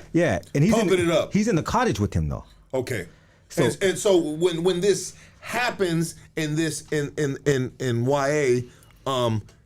if someone's saying get him, they blew you up. You got to take the dude's word on it. No, you know. What if he's like a lame bro or something, you know? Then you be like, the cool thing is like you hit him with, hey, so you shot at me? Yeah, okay, you hit him up about it. Yeah, you shot at me? Yeah, I shot at you, homie. Yeah. And Okay. Yeah. Nobody's gonna back down. You find out. Yeah, real quick, right? Oh, so even if you say, hey, you shot at me, even if they didn't shoot at you, they're still gonna say I shot at you. They have to. Well, not necessarily, but like, who are you? I'm such and such. No, I don't know you, homie. I never shot at you. Okay. Unless I don't give a fuck. But Yeah. if you say you shot at him and he has a gang of homies there, then you shot at him now. So now you got to get down with all his homies. Okay. Yeah, and he has a gang of family there, which is kind of crazy too. Because you have fools there that have relatives there too from different neighborhoods. And you from a big neighborhood, so you always had a bunch of your homies there with you. Yeah, we were really deep. Yeah, we okay. had a grip of us. So You yeah. were straight. Oh, yeah, we make trouble though. You know what I mean? Like you you always create problems. Yeah. Oh, 100%. The deeper you are, the more, you know what I mean? Yeah. Yeah. So fucking this fool. So the dude gets to his cottage. He gets to his cottage, they throw a junta. And they're like, hey, check it out. I told this fool, this vato, he said his name from this neighborhood, passed him up. He didn't do anything. And real quick, bro, just to clarify, this is the dude that was Compton resident, and now he's rolling with the East fellas LA. from East Los. Yeah. This is this guy. Yeah, they're throwing the junta on him now. Okay. And the fool who's walking with him is throwing the junta on him. Got you. His buddy. Because anybody can throw a junta. Yeah. Yeah. His So boy. again, all the guys are going to be like, hey, this guy's a little bitch now. Well, Yeah, go ahead. Hey, check it out. This vato did this, and that, right? So he's speaking up on him. Yeah. And when somebody speaks up on you, you have to take flight. Okay. Right? If it's a misunderstanding, let's say he was gonna get him, but his shoe was untied or something, you know, whatever the fuck. Yeah. Well, fucking now, this vato speaking up on you, so you gotta take flight on him, and you better bust a Superman on that other fool. You better run in his classroom or something to get that fool, because now there's all kinds of fucking covers on your ass, you know what I mean? Yeah. So fucking, this fool, they throw a junta on him, and he doesn't say nothing. And the fools from his neighborhood are like, fool, you're a coward, homie, you're a bitch. Keep my neighborhood out your mouth. Yeah. And he's like, all right. And they fucking sock him out and they drop him leva. So he's leva now. Okay. So when you're leva, you got no protection. You're not even considered raza. Like that's it. You're just leva, right? So you're not gonna do certain things to feed my raza. Even if you can't fight. There was homies that couldn't fight for shit, but they had heart. Yeah. So you're not gonna take advantage of them, because people are gonna step up. Hey, Shale, homie, you ain't touching that fool. Like Yeah. what the fuck? Like he got down with you already. Like what the fuck? You just being a bully now. What's up? Yeah. Yeah. So you step up now. You know what I mean? Yeah. Like hey, leave this vato alone. It's you beating him up. You ain't a fucking punchy bag. Homie, punch me. Yeah. Yeah. You know what I mean? So fucking you stick up for people who need it. Mm-hmm. But that's if they stick up for themselves. Right. So this vato chose not to stick up for himself. So now he's not. Nobody's gonna stick up for him. So now he's not even considered raza now. He's not raza. What is he considered now? A case. A case. He's a case. And a case is Leva. leva. Punk. Okay. Yeah. And now, how does he function in this environment of female raza now, right? So when you're feeding raza, you could touch the TV, you could touch the microwave, you could touch the iron, the washing machine. Anything is yours there, right? When you're leva, you can't touch nothing. Can you even wipe your ass? It's funny you bring that up. There's leva toilets. This is getting better and better, bro. So the feedment toilets you can't piss on. So there's urinals, but if the urinals are full, then you could piss on a leva toilet. For the female raza. Yeah, so let's say the urinals are full. And then they just piss all over the toilet seat. Fuck that toilet seat. Yeah. But if you better not fucking piss on a feedment toilet, you will get fucked up. Like they're gonna fuck you up because you're trying to dick up the toilet. Like, nah, Charlotte, don't do that shit. Yeah, for real, dog. Serious shit. That shit gets settled. Like, for real. Like, fools don't play that. Don't dick up the toilet, dog. For real. That's what they call it. If you do something like piss, even if you touch your dick and don't wash your hands and you touch it, you're dicking it up. You better wash your hands, homie. You get fucked up for that shit. Yeah. Yeah. So fucking As you should, bro. yeah, it's some common courtesy. You know what I mean? Sir. So fucking yeah. So you have to sit in fucked up toilets. You can't touch anything. You can't have any canteen because they're taking your canteen, right? So from there, you got these fucking predators, dog, and a lot of them were homies. And a lot of them were brothers too. You know what I mean? But what I mean by homies, I mean they were people from hoods, from neighborhoods. They were gang members. And they would take advantage of the situation. Nobody's protecting this fool. And he told me, he's like, yeah, fool, this fool right here, he just told me, he pulled out a fucking knife and he was like, either you're gonna fucking dome him up or either gonna dome me up or I'm gonna fucking book your ass. Yeah. And I was like, what the fuck? What'd you do? He's like, I domed him up. What was I supposed to do? I said, you're supposed to die, fool. That's what you're supposed to do. Like, fuck that shit, right? Like, that's, like, I was like, dog, what the fuck? Yeah. And, yeah, he told me how does one become a predator, bro? Are these good individuals? Are these good individuals from these neighborhoods that become predators? Are they like, why are they good? Are they? Yeah, dog, and that's the crazy shit. They weren't the ones being victimized, so they were considered that. But looking back, like I said at the beginning, we did not see ourselves as children. We did not see those who were being victimized as children. We just seen it as these are punks that can't handle themselves. It's like Lord of the Flies, that movie, bro. Yeah. It's just like, look, that's on him. He chose to let that happen. Yeah. Yeah, but what about the dude that's now getting domed up by a dude? Like, these are. I would tell these fools you fools are gay as fuck, dog, for real. You would tell these fools that? Yeah, they would like. But would they laugh about it? They would laugh. Yeah. Would they boast about it? Some fools would. Yeah, I boned that fool down. I raped that fool. Like, damn, like it's fucking. It's disgusting. It's fucked up, right? But like they were predators, dog. Because you don't do that shit if you're not into that shit. Like, I don't give a fuck, dog. Like I'm not trying to be crude or nothing. I'll jack off. I don't care. Like, I don't need that shit. You know what I mean? That's just not even gonna get me going. But for these fools, there was something seriously wrong with them. Like I said, we were in a place where these motherfuckers needed treatment, dog. And these fools, they were on some sick, disgusting shit that had to do with domination. You know what I mean? That's what they were trying to do.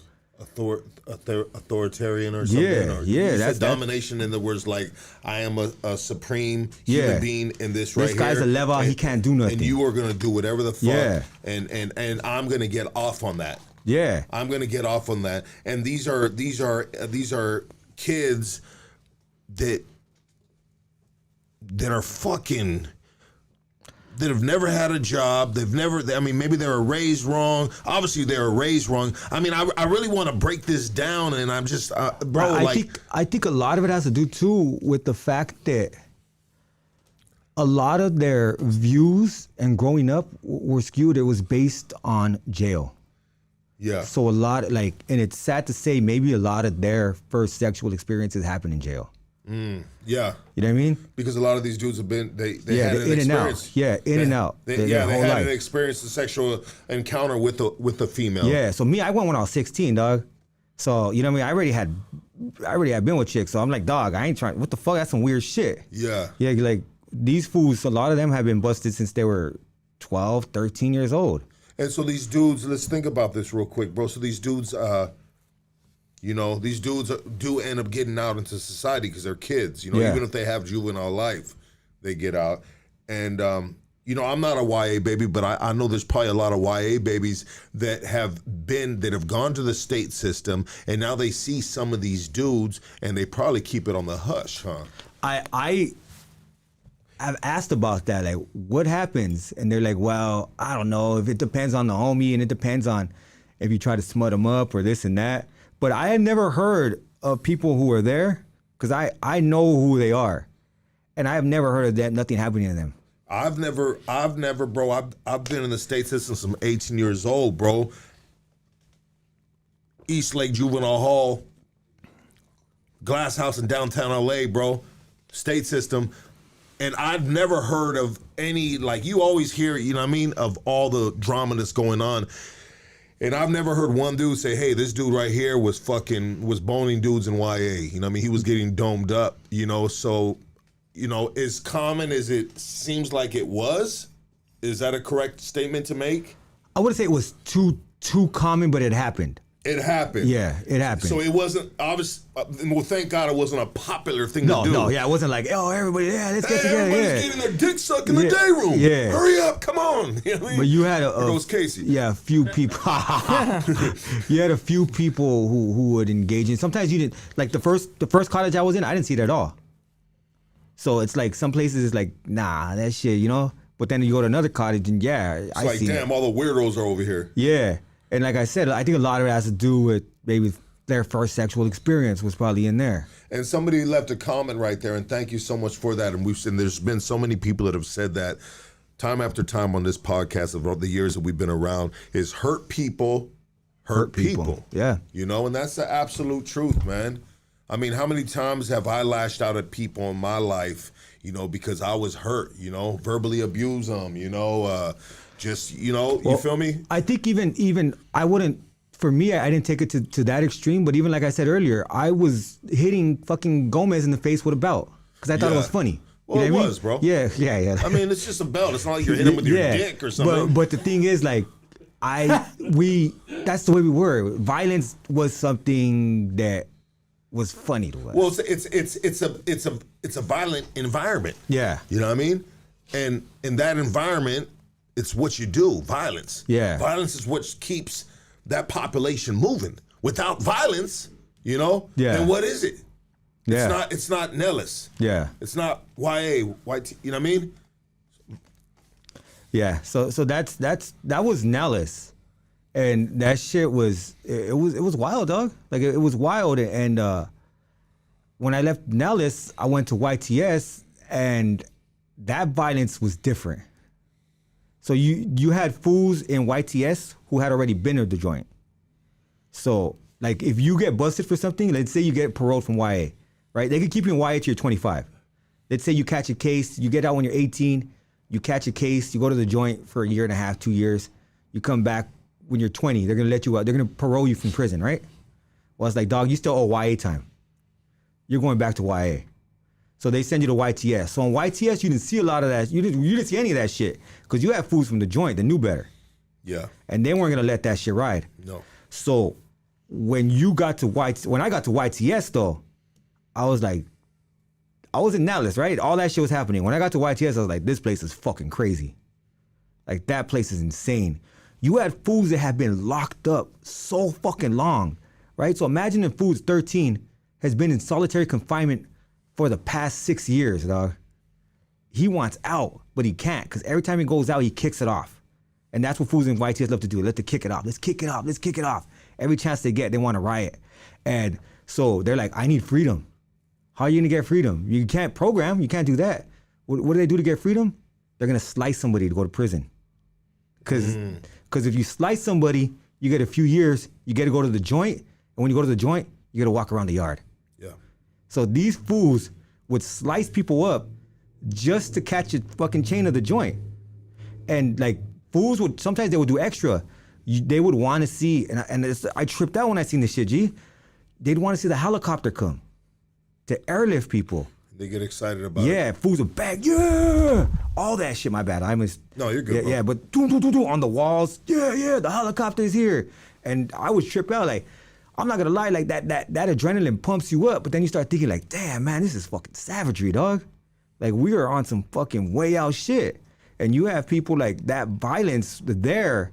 I think the violence in Nelles was terrible, but the violence in YTS was a violence that stuck with people more because it was more embraced. So the shit that in Nelles, that was all kid shit. A lot of that shit you can't do. You can't go around in the joint shooting at people. You can't go around in the joint disrespecting people like that, doing shit like that. But the violence of slicing people, stabbing people, and getting off like that, that's something that could be rewarded in the proper context of things. Yeah, it was utilized to the 10th degree when these dudes YA babies, right? Like Yeah. I don't know how many times, bro, in the penitentiary, YA baby, YA baby, YA baby. You know what I mean? And you know, these dudes, these kids, young dudes, you know, or some of them older too. You know, depending on how long they were down, but they, you know, they wore it with like a badge of honor. You Yeah.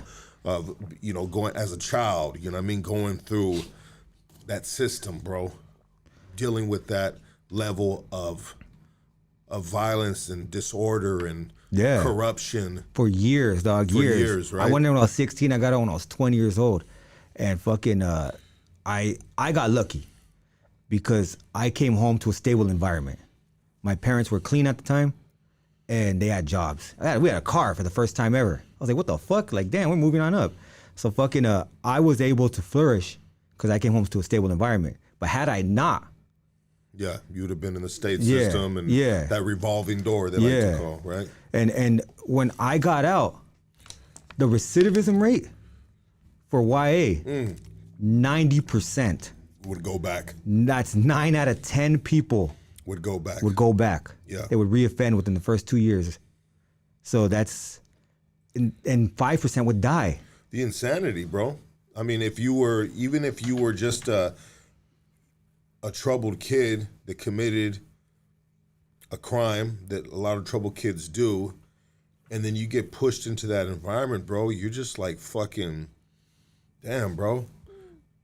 You done with, you know what I mean? That you come out 100 times worse, you know? And of course the recidivism rate is gonna be through the fucking roof, 9 out of 10, you know?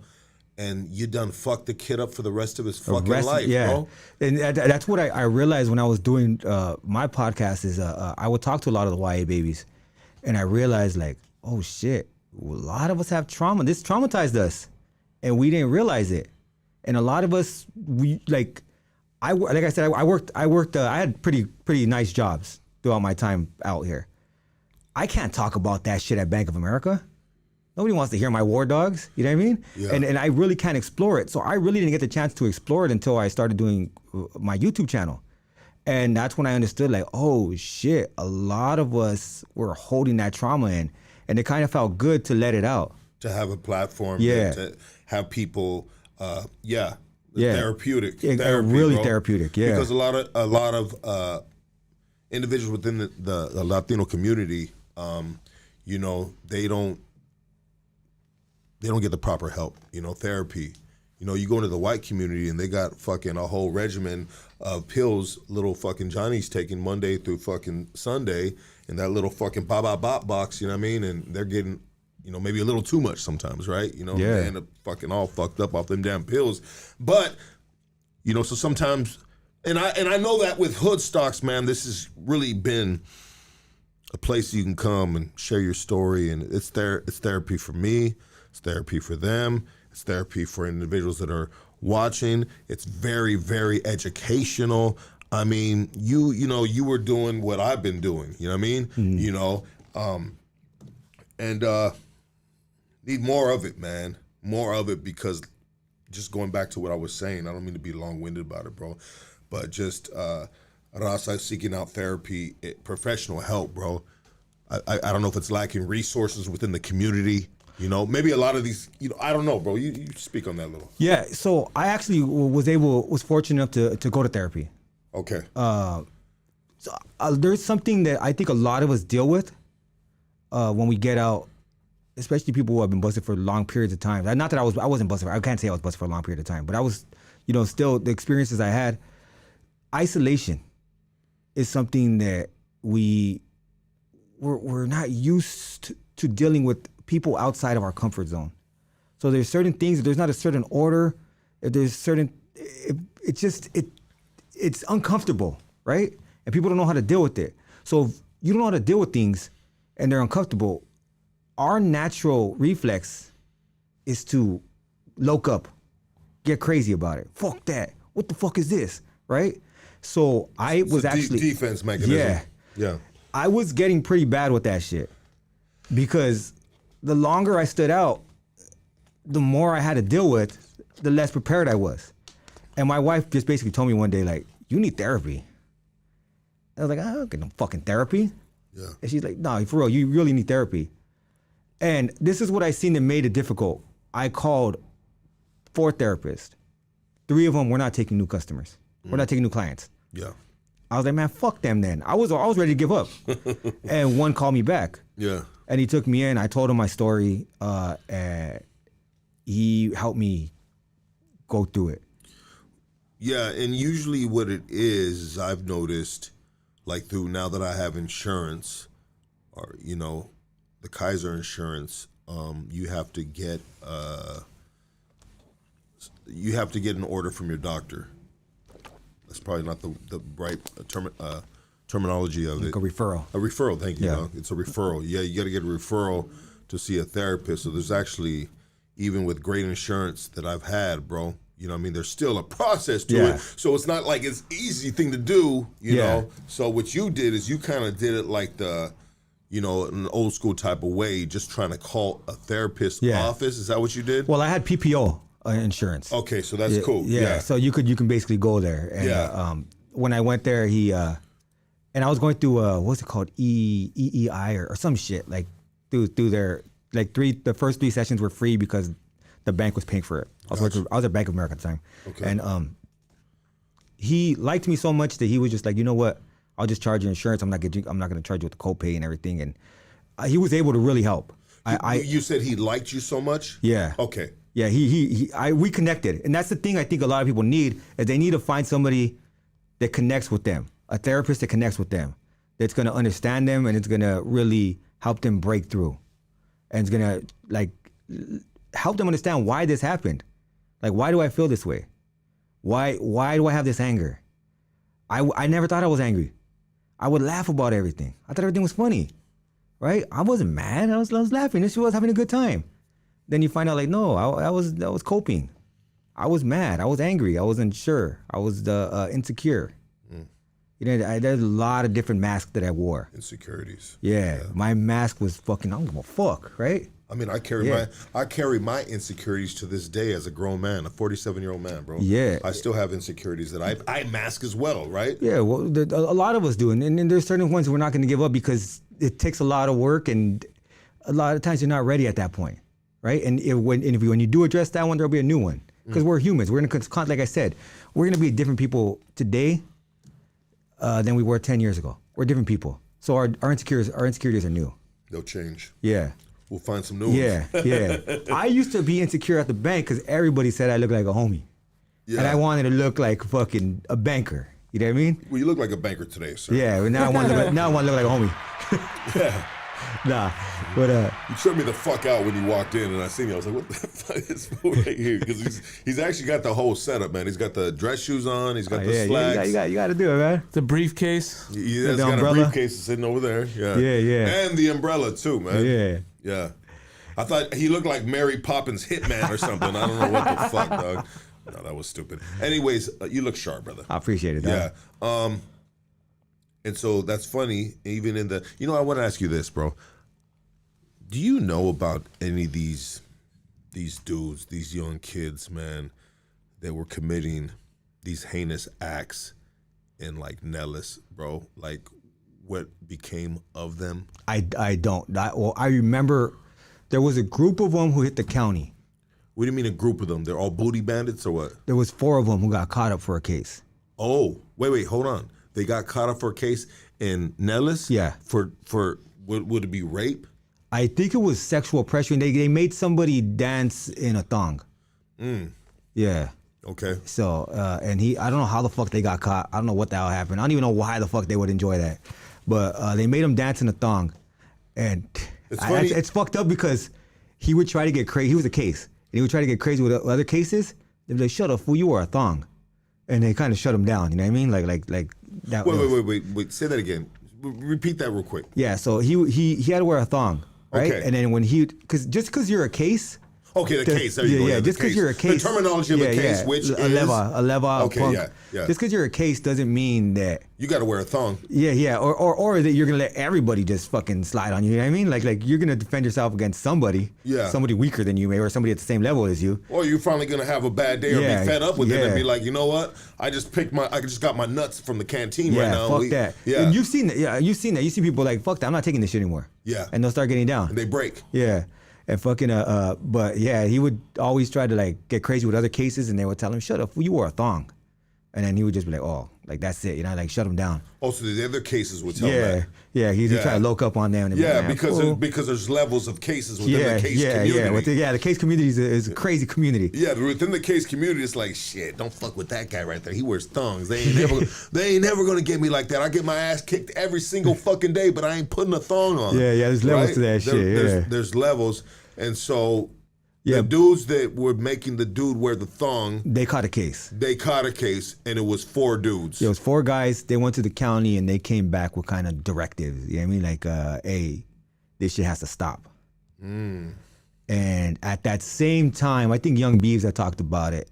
They were trying to change things in lockup anyway, where they were doing away with Firma Raza because it was a lot of favoritism and a lot of mind games. Yeah. So they were trying to change it up to make it so that we weren't so fucking like, we weren't making people, we were breaking people. Yeah. And I think they needed to switch that up. So around that time when those people came back, they were trying to change it in Nixon. I believe it was Nixon at the time. Or Taft. No, it wasn't Taft. It was Nixon. They were trying to change it in Nixon at the time. Wait, what do you think? What kind of year were we around?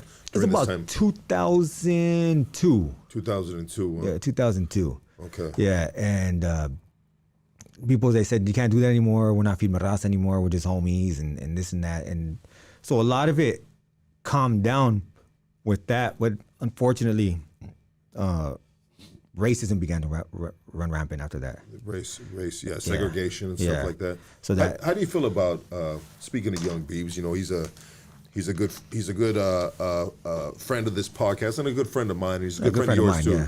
Yeah. So we have a mutual, very good friend, right? And shout out to Young Beeves. Yeah, much love to Young Beeves. Yeah, and so he went through some shit. Yeah.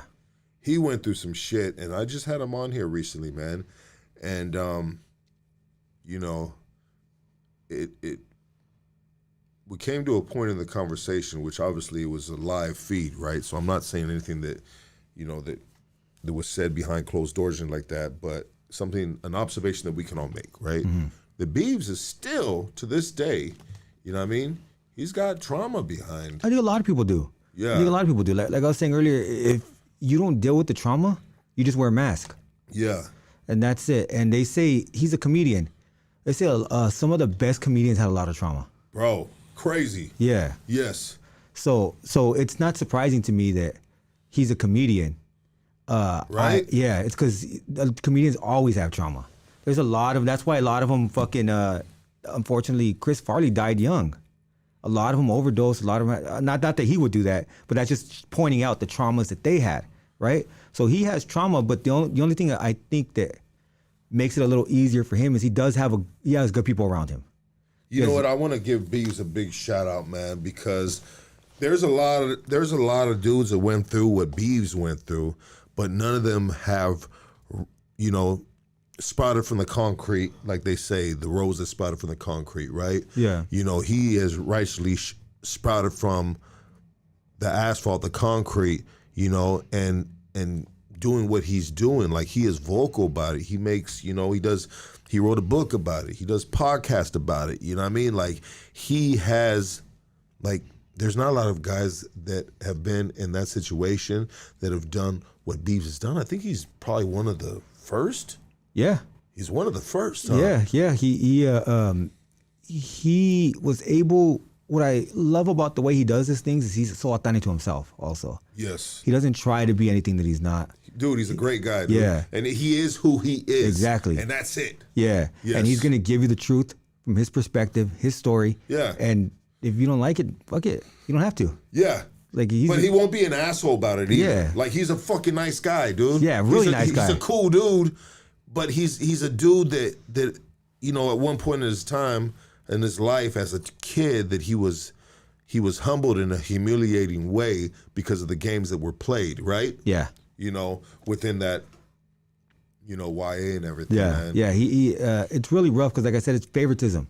Yeah. And with the favoritism there, unfortunately, young Beeves, he got into it with my neighborhood. Yeah. We're enemies on the Yeah. streets. That's my boy, though. So your hood is what did that to him then? Not exactly just my hood, but there was other large hoods too that he wasn't laced up. Because he wasn't laced up, but he's from a small hood too, right? And he shot at a lot of people that he shouldn't have. Yeah, really deep neighborhoods. Yeah. So he came in hot. Well, he rejected it. Reject. A lot of people shot at him. Yeah. He's like, reject. Not really understanding the consequences of that. Yeah. In a way, it helped him because he was on site now. So he didn't have to run up on you. You had to run up on him. Yeah. So that makes it easier that way. But it's a terrible way to live because he was fighting every fucking day. Every day, dog. When I got down with them, it took me... Oh, you got down with them too in there? I got down, yeah. It's my enemy, dog. Sheesh. Yeah. So it took me maybe about 3 weeks to catch him. Yeah. Because every time I tried to get him, he was leaving in handcuffs already. He had just gotten a fight. Damn. Yeah, and I was like, God damn, man. And I was like, shit, like, fuck, should I even look for this fool still? But you have to. You shot my neighborhood. You know what I mean? Like, you have to. Yeah. So fucking finally caught him. We got down, and he's a good guy though. I have a lot of love for Beeves. I do. He was the first. I didn't know you guys had that connection in there. Like you guys were actually in there and you got down with each other. Yeah, dude. yeah. I was in Nelles with him. I all the shit that he says, I was there first. I was just kind of firsthand witness to And a you lot can of it. co-sign all that shit. A lot of it, I wasn't there in the cottage with him. Yeah. But the school area for sure, I know. Yeah, he was handling his business. He was getting down. Fools were rushing him left and right, and he was doing what he had to do. Fucking Beeves, man. Yeah, and fucking it was like I said, it wasn't just us. There was a lot of people just on his ass, just on him, and fucking it's a favoritism game.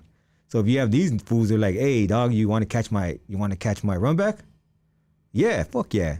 So now he just adds other people to the mix. So it's just some people didn't even shoot at. They just shot at him and they're just like, fuck it, I'm gonna get down with him too. Yeah. Yeah. It's like a free for all. Yeah.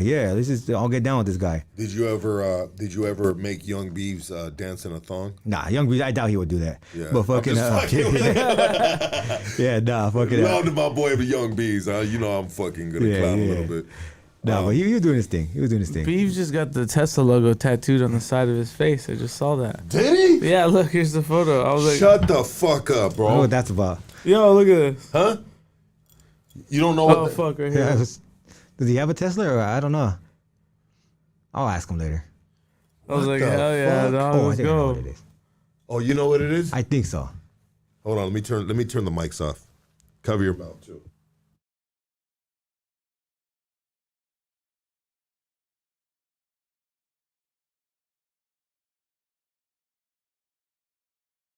For sure, that makes sense too, dog.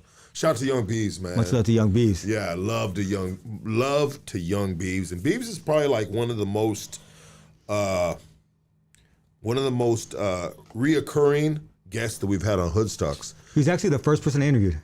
That's cool, man. Yeah, I actually wanted to write a book about the last generation of YA. That'd be good, bro. Yeah, I reached out to him and he was like, "Yeah, let's do it." And after I decided, you know what, I had a lot of interviews I did. It was pretty crazy. I still have them. And Is your channel still up and running? no, the only thing that's left is the cartoons. Okay. Why did you take all the interviews down? I thought at the time that, You really closed that chapter of your life off, bro. yeah, and I thought it was becoming less about the change and more about the war stories. And that's not what I wanted. I'm not gonna profit off of the misery of others. You know what I mean? So for me, it was just like, that's not what I want to do. If it's a learning experience, I'll do it. Right? Yeah. If I feel that there is some educational element behind it, and there have been people who have told me like, dog, those shits were helping us. Well, let me ask you a question, bro. You said I'm not going to profit off the miserable of others in regards to people sharing their war stories. So, being the fact that your niche was YA babies, right? So, did you find yourself coming to a point with these interviews that dudes were just bragging about the horrible shit they did in YA? Is that what you mean by that? Well, also, Help yourself to some candy too, if you like. Bro. thanks, Jim. Yeah. People were just like, it got to the point where people were like, this Vato wasn't all that. He wasn't doing that. Like, I don't give a fuck, dog. Yeah. Like, I don't care. Like they were dropping the names and shit? Yeah. Well, no, there was actually, I had to stop people from doing that. There was one person that wanted to expose a podcaster on my channel. Yeah. What happened with him and YA. And I was like, Shale, that's not what it's for. Yeah, that's not what we're doing right here, bro. I said, you can tell your story. Yeah, you can go do that on your Instagram or something, bro. And I'll allow you to tell your story on my platform, but it's gonna be positive. We're not gonna tear another man down. Well, you know, when you do that, bro, and you know what, that's something that we don't do at Hood Stocks. Even though I blasted, I've crashed out a couple times, bro. Out of all the years, you know, count on one hand the times I've crashed out, but I have never entertained that, bro. I've had people want to come on here, dog. Yeah. A lot of times. Hey, look, I want to fucking address this. Wrong channel, homie. Yep. Wrong channel, dog. You come and share your story, you know, maybe whatever you're doing. I want to address it. Like, nah, dog. Nah, because I'm going to be sitting here like a fucking dodo bird, homie. Yeah. You know what I mean? Like, yeah, and so now I might as well be I'm co-signing this shit. I'm giving him the platform to fucking pull his pants down on YouTube and take a fucking fat shit on this other situation or man or woman or whatever the fuck it might be. Yeah. And I felt like, nah, that's not what I'm about. You know what I mean? Like, I'm truly, honestly, at this point in my life, I'm a man about peace and I'm a man about, like, change and growth. Well, you know what? Repercussions come with that, bro. And repercussions come in a lot of different forms, bro. Repercussions can come with just fucking God being like, all right, you dumb motherfucker. You know what I mean? You're doing that with your podcast now. Well, I'm going to take some blessings away from you. You know what I mean? Repercussions. And then you got the repercussions, too, that sometimes can come from the streets, too. Yeah. There's different levels of repercussions, dog. So you got to be aware of it, bro. Right here in this fucking section, this city, sunny Southern California, bro. Better watch your motherfucking ass, bro. Oh, yeah. You know what I mean? You better watch your ass, homie, because there's repercussions that come at every single level. It's the police, bro. How many times, homie, I've told motherfuckers, dog, don't come on here bashing the cops, bro. You feel me? Yeah. Don't bash the cops, homie, on Hood Stocks, dog. You know? Don't do that, bro. You know what I mean? It's stupid, and it's just not what we doing right here. Yeah. You know? It's kind of like being a cell soldier, homie. You know what I mean? Nah. You know what I mean? If you want to bash the cops when you see them, bro, go have some words with them. Yeah. There's people who do with the First Amendment auditors. They do their thing. You know what I mean? But there's ways to do it too. You're gonna go over there. Don't think that you're gonna do something and not be answered. Yeah, and so that's just one thing that I have been very, very aware of. You know, speaking layman terms, in a sense, aware of that. You know, you're going to reap what you sow in a sense, you know? You want to be here saying, oh, F the cops, or be over here and saying, you know, bro, there's always some form of repercussions that's going to circle back to you, bro. Yeah. You know what I mean? Isn't that right, Casey?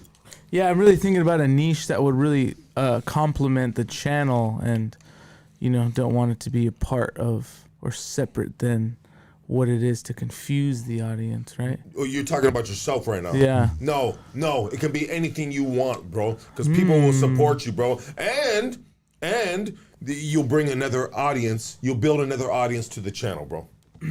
You feel what I'm saying? So don't think about trying to complement this style of a platform in a sense, even though I like to say that we are individuals of many hats, right? Yeah. Of many 100%. hats, bro. You know, but Casey, so this is my conversation with Casey. So we're all podcasters right here. You're an ex-podcaster, and we're still in the game, baby. You know what I mean? Yeah. Maybe you need to think about getting back in the game, but we'll talk about that later, dog. All right, you know what I mean?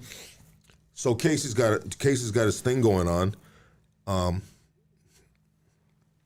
He's got his own on Hood Stocks, his own whatever it is, Live stream. podcast, whatever he wants to do. But I say this. So a lot of people, and I see channels sometimes that are failing, bro. Why? Because they're not mastering their niche, their niche. You got to have a niche. You had a niche. You know what I mean? It was based on YA babies, YA stories. You wanted it to be positive. You seen it getting a little haywire. You did what you did. I mean, salute to you on that, dog. Being accountable and being responsible for what you're putting in the universe, bro. And, that's important, bro. Yeah. That's important. Kids I ain't gonna give a fuck. And there's some grown man kids, and sometimes I'm one of them grown man kids. But only a couple times again, motherfuckers. But I'm just saying this, though, dog. Like, we have to be responsible, bro. If we're a grown man, we gotta be responsible with what we put in the fucking universe. Yeah. Anyways, Casey. So Casey's got a stream. He's got his own show on Hoodstocks now, right? And I watched the stream, and the conversation I had afterwards was, all right, cool. That was cool, dog. You know what I mean? But we need to find a niche. You know what I mean? We need to find your niche. It could be anything, Casey. The dude's he's very crafty. He's very good with his hands. He's very resourceful. He is, the dude has a lot of talents. So even if he's just showing dudes how to make shit, style, he's a style, Yeah, style icon. Different styles, Yeah. You feel me? Bro, he does so many different things. And so, and who knows? And I said it could be as simple as fucking pizza, bro, like different types of pizza. I mean, I'm making silly examples, but there's people that have channels like that are crazy views, bro. Yeah. ASMR, they're just eating all day. I'm just saying, bro. Anyways, They watch people sleep, dog. So, There's people out there who do that shit. So my thing with Casey is, I said, Casey, you do what you do. You got my full support, but I just want you to have a niche. Yeah. Make sure because the niche is your foundation. And once you build the foundation, then you have the supporters that come to you for that niche. Yeah. Because it's like-minded people. You know what I mean? And we talked about him sharing the news, for example, right? And he goes, I don't want to share the news. And I said, I agree you don't share the news, bro, because you're like me. We see things on both sides, And people don't want to come to a dude that's reporting the news that's fucking slipping and sliding. You know what I mean? That's flipping and flopping. Yeah. And that would be me. That'd be me, bro, if I was doing news. And obviously, he's the same way. You know what I mean? Because we see both sides, bro.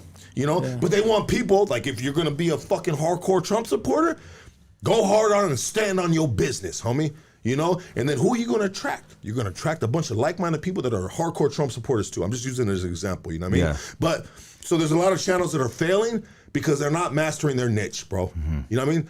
That is the foundation of the channel. And then once you build that foundation and you have your people that are like-minded people that come through and they have, the same things, interest, right? And then you can explore different things. Yeah. Then you can break out and be like, hey, what do you guys think of this? Or introduce different things to the audience that you built from this channel. You're all, Yeah. relatable, same interest. Yeah, like-minded individuals Like-minded. that like your personality With and the like what you've camera been on you. talking about. Yeah. Yeah. Yeah, one thing that I would just, if I can make a suggestion, is just make it be something you love. You love to do. Yeah. It makes it easier. You have a great personality, and I think it could shine if you're doing something you really enjoy. You know what I mean? So that's all I would say. I don't know what it is, but if you can do it, if you can shine doing it, do it that way.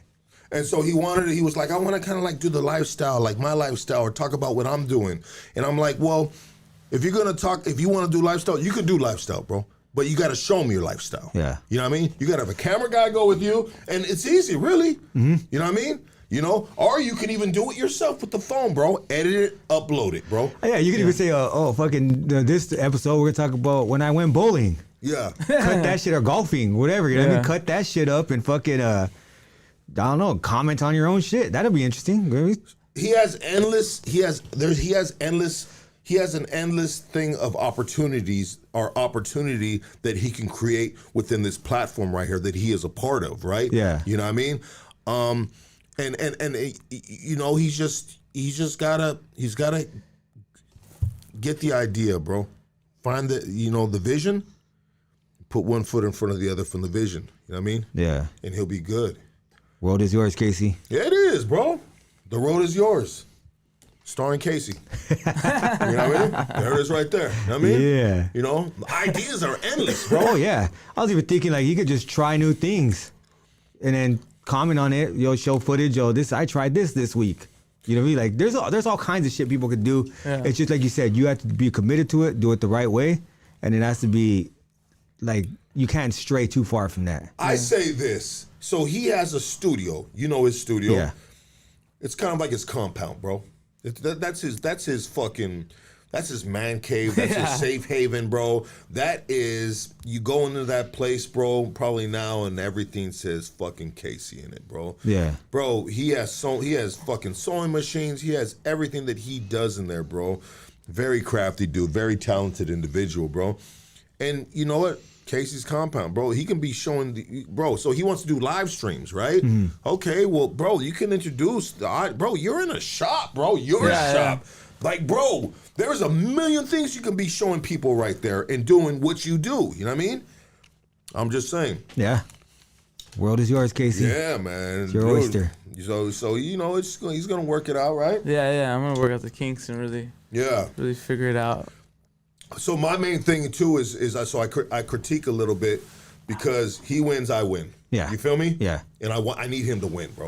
You know what I mean? Just like he needs me to win. We need each other to win, bro. Why? Because we're a team. You know what I mean?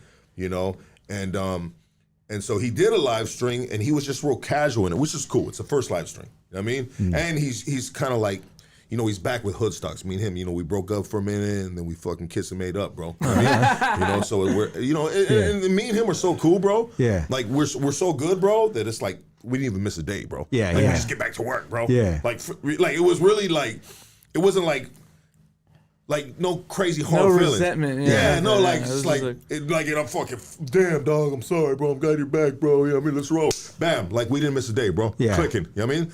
And so. So when he went into it, I was like, yeah, that's cool. You know what I mean? He's like, hey, what's up, this and that, because everybody knows him, bro, right? You know what I mean? In the live stream, but I need him to lock in, bro. When you start that live stream, understand, for you to gain new audience for what you're doing, you got to get right into the business, bro. Yeah. Right into the business. You can't interact with the fucking guys, right? Hey, what's up? Good seeing you too. Oh, that's funny. No, because you're not going to gain no new people. You're just going to keep the old people. You feel me? Yeah. The way you gain the new people, bro, is, who's this guy right here? This guy looks interesting. You know what I mean? Click.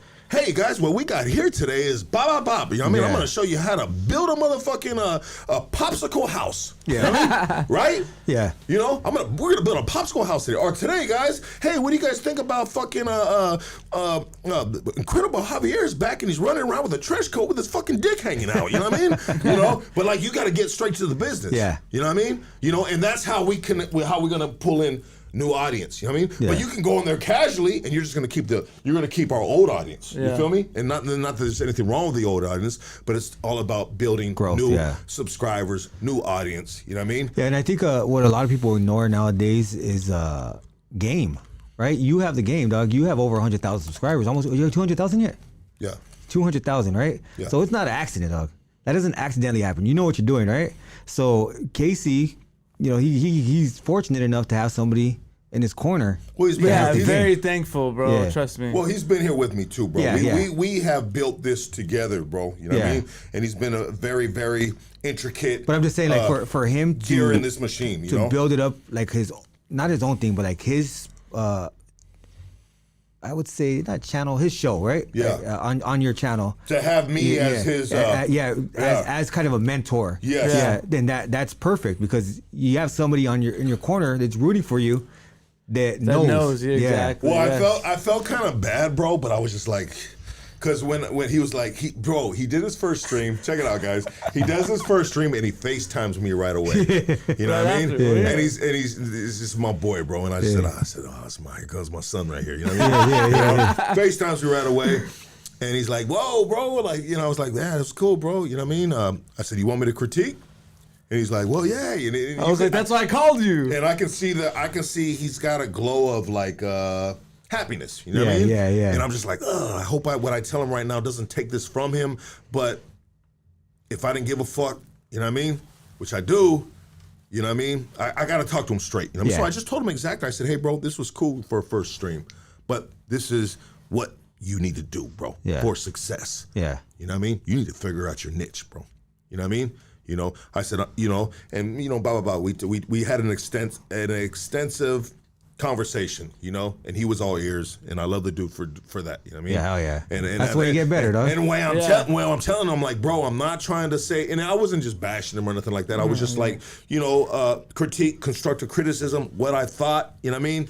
And you know, he's a bosso too, bro, but he took it though, you know what I mean? Yeah, Not that I was hard or anything like that, because I was. No, I mean, no, 100%. Niches are where it's at. I came in the mindset, like, I'm going to do a live stream that's traditional to, like, the younger generation. We talk about certain things. You get to know me. We talk about my life as it grows throughout time, right? And it just kind of, you're with me in my personality in my life. And certain things that I find interesting during the couple days that I could build a show up for you, et cetera, but that works on an existing channel, but that's what Lucky was saying, it feeds the current subscribers, but won't necessarily bring in a new audience. No. And so when people see you, bro, yes, you by my side makes sense, right? Because we do what we do, right? Yeah. But solely just you know, you can't talk to them about you know, prison, selling drugs, fucking this, that, and the other of what, you know, basically Hoodstocks was, you know, addiction, pain. I mean, of course, you've been through some pain and struggle in your life, but I'm just saying the level of stories that the individuals we've had on here that have shared, right? That have opened up their chest and let their heart pour out, and we were just taken back, you know what I mean? Just like, whoa, you know? Yeah. You know, dudes out of a life sentence, bro. Like, it's going to be hard for you to entertain those dudes. They're going to be there for you. Yeah. There's a handful of them that are going to be there for you tough, bro, because they love you, right? Yeah. But with you, you're going to have to bring in a new audience. Yeah. You know? And you never know. Like, you get to the point where they're tuning into Hoodstocks to see you. Yeah. You guys certain subscribers. And they do too. Yeah, they certain do. subscribers. No, they've been doing that. Yeah. Bro, when we had our little blah there, like, fuck you, Lucky. I'll be back when Casey's back. You know what I mean? And I respect it, bro. I respect it, and I 100% understand it. You know. Yeah. But yeah, moving forward with Casey's new show, he needs to find a niche to build a tailor-made audience for this unique individual right here. You know what I mean? And it's not going to be a prison audience. You know what I mean? There's going to be people that are going to fuck with him and be there for him 100%. There's a 200,000 subscribers right there. And yes, support the man. You know what I mean? Yes, sir. Yeah. Do a Hoodstock San Diego tour, Lucky. I'll be down to do that, bro. And thank you for the $1.99, Mr. Hey, what were you saying, Nito? I'm sorry, bro. My thing was, my question was, you know, Hoodstock has a certain age of audience. Yes. You know what I mean? So we're strong at like 35 to 45 is our strongest fucking age, dude. Right. You know what I mean? So with him, he can bring in a fucking the younger crowd. Yeah, he can bring in the 25 to 35 type of shit. And I think he's the perfect candidate. Oh, 100%. So I'll carry the 35 to 45 and on. Yeah. You take care of the 25 to There 35 you go. and on. You got this, That's Casey. why I was trying to do a format that they're like and they're familiar with. Yeah. You know, That's but okay, we still gonna figure it out. I still gotta build my core audience with a topic that I'm a professional in, or that you, like Lucky says, you could call me up for it in the middle of the night, and I could tell you, oh yeah, this is exactly what it is. You got to do this way, that way, this way, the other way. You know what I mean? Be a professional in a certain topic, and then we really go from there. None of us are professionals, bro. It's not being professional, it's being passionate. Yeah. Passionate is the word, bro. You know what I mean? I'm not a professional. I'm a professional fuck up, but I'm passionate about giving men a platform to share their story, share their pain, share their struggle, share their triumph of you know not living like that no more. You know, and I'm passionate about giving the homies a platform, and other races, which we've had. Platform to share their stories. I'm passionate about that, bro, because I'm passionate for change, bro, because I've changed, dog. Yeah. Even when you think I haven't, I have, And so I want you don't have to be professional about nothing. You got to be passionate about what you're going to put on the table. And as you're passionate about it, you will learn and maybe potentially be professional in real time as you go. Yeah. You feel me? Become a professional, yeah. Become a professional, bro. Just like, Lucky's still trying to be a professional interviewer. My thing now is, okay, I feel like I've gotten, better with interviewing. I have little hiccups and this and that. My thing now is I sit in my car and I listen to vocabulary words, I listen to, I want to build up my vocabulary, I want to be able to not only be playing with fucking 10 words. Yeah. Yeah. You feel me? Yeah, for sure. You feel me? Right? What can we, anyways. Yeah, man. It's if you love it, you'll fertilize it, you work on it, and you watch it grow, baby. And that's what we do right here at Hood Stocks. Yeah. Just like this man right here. Appreciate it. Yeah, dog. Hey, you know what, dog? Anytime you want to pull up, you got the podcast itch, bro. Pull up, dog. Shoot the breeze. Anytime, shit, you go over there and fucking maybe Case will have you on his show. You know what I mean? Yeah, that'd be dope. That'd be dope. Just and trip on some different shit. You know what I mean? maybe you could even call in too. Yeah, it's all good. Video around call. the summertime, if it's cool, when I'm getting close to finishing the movie. Yes, tell me about that, bro. Yeah, so I had this when I had the channel going. I had this show called The Day Room, and it was a panel discussion. So it'd be me and 3 other people. We would take calls and we would just discuss different topics. It was actually pretty good. Just very difficult to put together. You know what I mean? It took a lot of work to schedule 4 people at the same time, and but it was pretty good. We did good numbers and we had people calling in, and it was interesting. But we had to take a break because it's 2 hours, 1 hour, and then we took a little break. Yeah. And then came back and did another hour. So I said in the middle of that I needed something. So I do commercials and shit like that. So I said, I'm gonna do cartoons. So I did a cartoon, and then I said, this should stand alone. I could do it on my own. How do you do a cartoon, bro? What the? Is it AI generated or something? A lot of it is, yeah. Okay. So I draw a lot of it. So I draw it, and I've voiced most of the characters in the past. Now I have a lot of... See, the thing about the community I built up is they're behind me, alongside me. And if I say, hey, I want to do this, is anybody down to contribute? A gang of hands come up. I'm down. And so a lot of the voices you'll hear are the subscribers. That's cool. Yeah, so a lot of them will go on and they'll lend their voice. And we just tell different stories, but it's one story. It's about a guy who goes to YA and shit just falls apart because of the decisions he's making. It impacts not only with him in there, it impacts his homies on the streets. And there's a lot that goes on, a lot of drama that happens because of that. And so it's an actual cartoon that you're making, a cartoon movie. yeah, so I did 3 seasons, 2.5 really. The 3rd season I had to cut short because I didn't have enough time to finish it. Where are these at, bro? They're on Travieso's cartoon channel. Okay. Yeah, Travieso's cartoon channel. Check it out there, and you'll see Travieso's the animated series. And bro, forward me that when we end this and everything. yeah, for sure. Yeah, forward me that, bro. Yeah, so it's basically. And I'll share it on the channel, bro. Appreciate That's your that. channel, right? That's my channel, yeah. Okay, so I'm gonna share it tonight on the channel through the community section. You know where you put the post. I'm gonna share it. Say, hey, this is the homie shit. You guys go there. You hit that. How many subscribers you got? 10,500. And so this is the old channel of Incredible Javier. Yeah, I just converted it to the. Okay, so now it's the cartoon channel. Yeah. Well, good for you, bro. Yeah, I in appreciate the that. sense of just like, you know what I mean, evolving it. Yeah. Like fuck it. This ain't gonna go to waste. Now we're gonna do this over here. Yeah, and that's what I always try to do. I always try to be resourceful. And when people are like, "How do we do it?" I don't know how I do anything. I just do it. Yeah. You know what I mean? So it's Just like Casey, bro. Yeah, it's like I don't know how to make a You'll card. figure it out. Yeah. Yeah. When I first brought the idea to people, they all thought I was crazy. A cartoon? What the fuck you mean? How you gonna do that? It's like I don't know. But I'm gonna do it. Yeah, I'm gonna do it.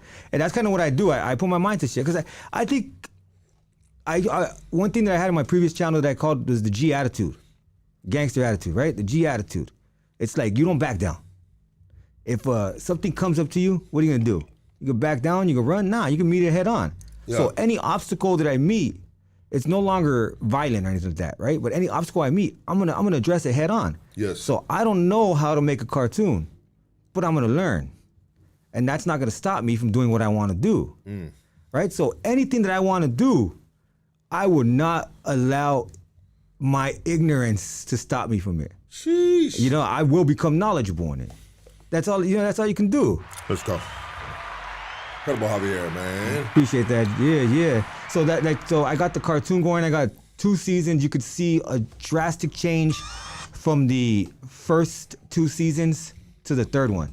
And now I got the movie going, and I'm hoping to be done with it. I'm about a third of the way done. I hope to be done by August. I mean, not August, June. Okay, and then what is the move after that? You're done with it. You releasing it? I mean, like, Yeah, I'm releasing it on the channel. On the channel. Yeah. Okay. Yeah, I'm releasing it on the channel. I'm the one thing I am, and I'll put it off the bat, is I'm never motivated by money, so I'm a terrible businessman. Okay. People have told me, do this, do that. You used to work at a bank. Yeah. And you got the banker outfit on. Yeah. But I'm a terrible businessman, and I want to share. That's what I want to do. You know what I mean? So I'm. You want to share your creativity. Yeah. So it's like I'm not gonna charge for that shit. Like, Well, watch it on YouTube. Well, sometimes recognition, appreciation, love for something that you created is good enough. That's my payment. That's the way I look at it. Yeah. Like I'm not making any feria off of this, but it's the fact that I have a community behind me that enjoys it, that loves it, and that I enjoy doing it. Yeah. I love creating. I love being creative. Well, that's how something starts. Is love doing what you're doing, and you never know where it might go from there. Yeah. Hey man, I was just fucking around. You hear about it all the time, bro. Yeah. We're just fucking around, bro. I just like doing it. You know what I mean? They're like, Yeah. damn, fool, did you ever think it was getting like that? I was like, nah, not really, but Yeah. you know. So I wish you success, brother. I appreciate that. I will share your cartoons on the channel. You send me the link. I with just the text texted message. it to you, Lucky. Okay, but you send me the one you want, or is there different ones? Well, I sent you his Yeah, channel with the there's- first season. There's 3 seasons. Send me the first season or I sent whatever it you to want you. me to send. You send it to me? I just texted it to you. Yes. the I'll first send you. season. I I also put it in the chat we'll right start now on too. the. I think it's best to start on the 3rd season so you can see how it looks now. Okay. And then watch that episode, then go back to the first season because it's rough. Like I said, I did not know how to do cartoons, so it starts off really rough. You know what I mean? Yeah. It gets better. It looks better now. It's way better than it started, and it will continue to get better. Everybody give it up for Incredible Javier. Still doing incredible things. How come, do you have an Instagram and everything? I do, yeah. Follow me at Incredible Javier. There you go right there. Thank you, brother. I appreciate it. Thank you, man. Lucky. Hey, we're gone. We will see you guys Tuesday night. Casey will be on tomorrow at 5 p.m. Make sure you guys pull up and support the boy, man. He's working out the kinks, and I told him what I told him. Yeah, and yeah. I'm just gonna let him go now. You know We're what I mean? We're working on Yeah. the niche, and I'll get it. But I'm still gonna give you lives until it gets dialed in. You Yes, know what I mean? sir. So I'm Yes, not sir. absent. You know. Absolutely. I'll Let's do a go. few shout outs real quick. Yeah, absolutely, bro. All right, just want to shout out the Nasty Crew. Much love to the Nasty Crew. Much love to my YA babies. You have Stalker from Avenues, Dopey from Dogtown. All my wildflowers out there. Much love. Peace. We're gone, man.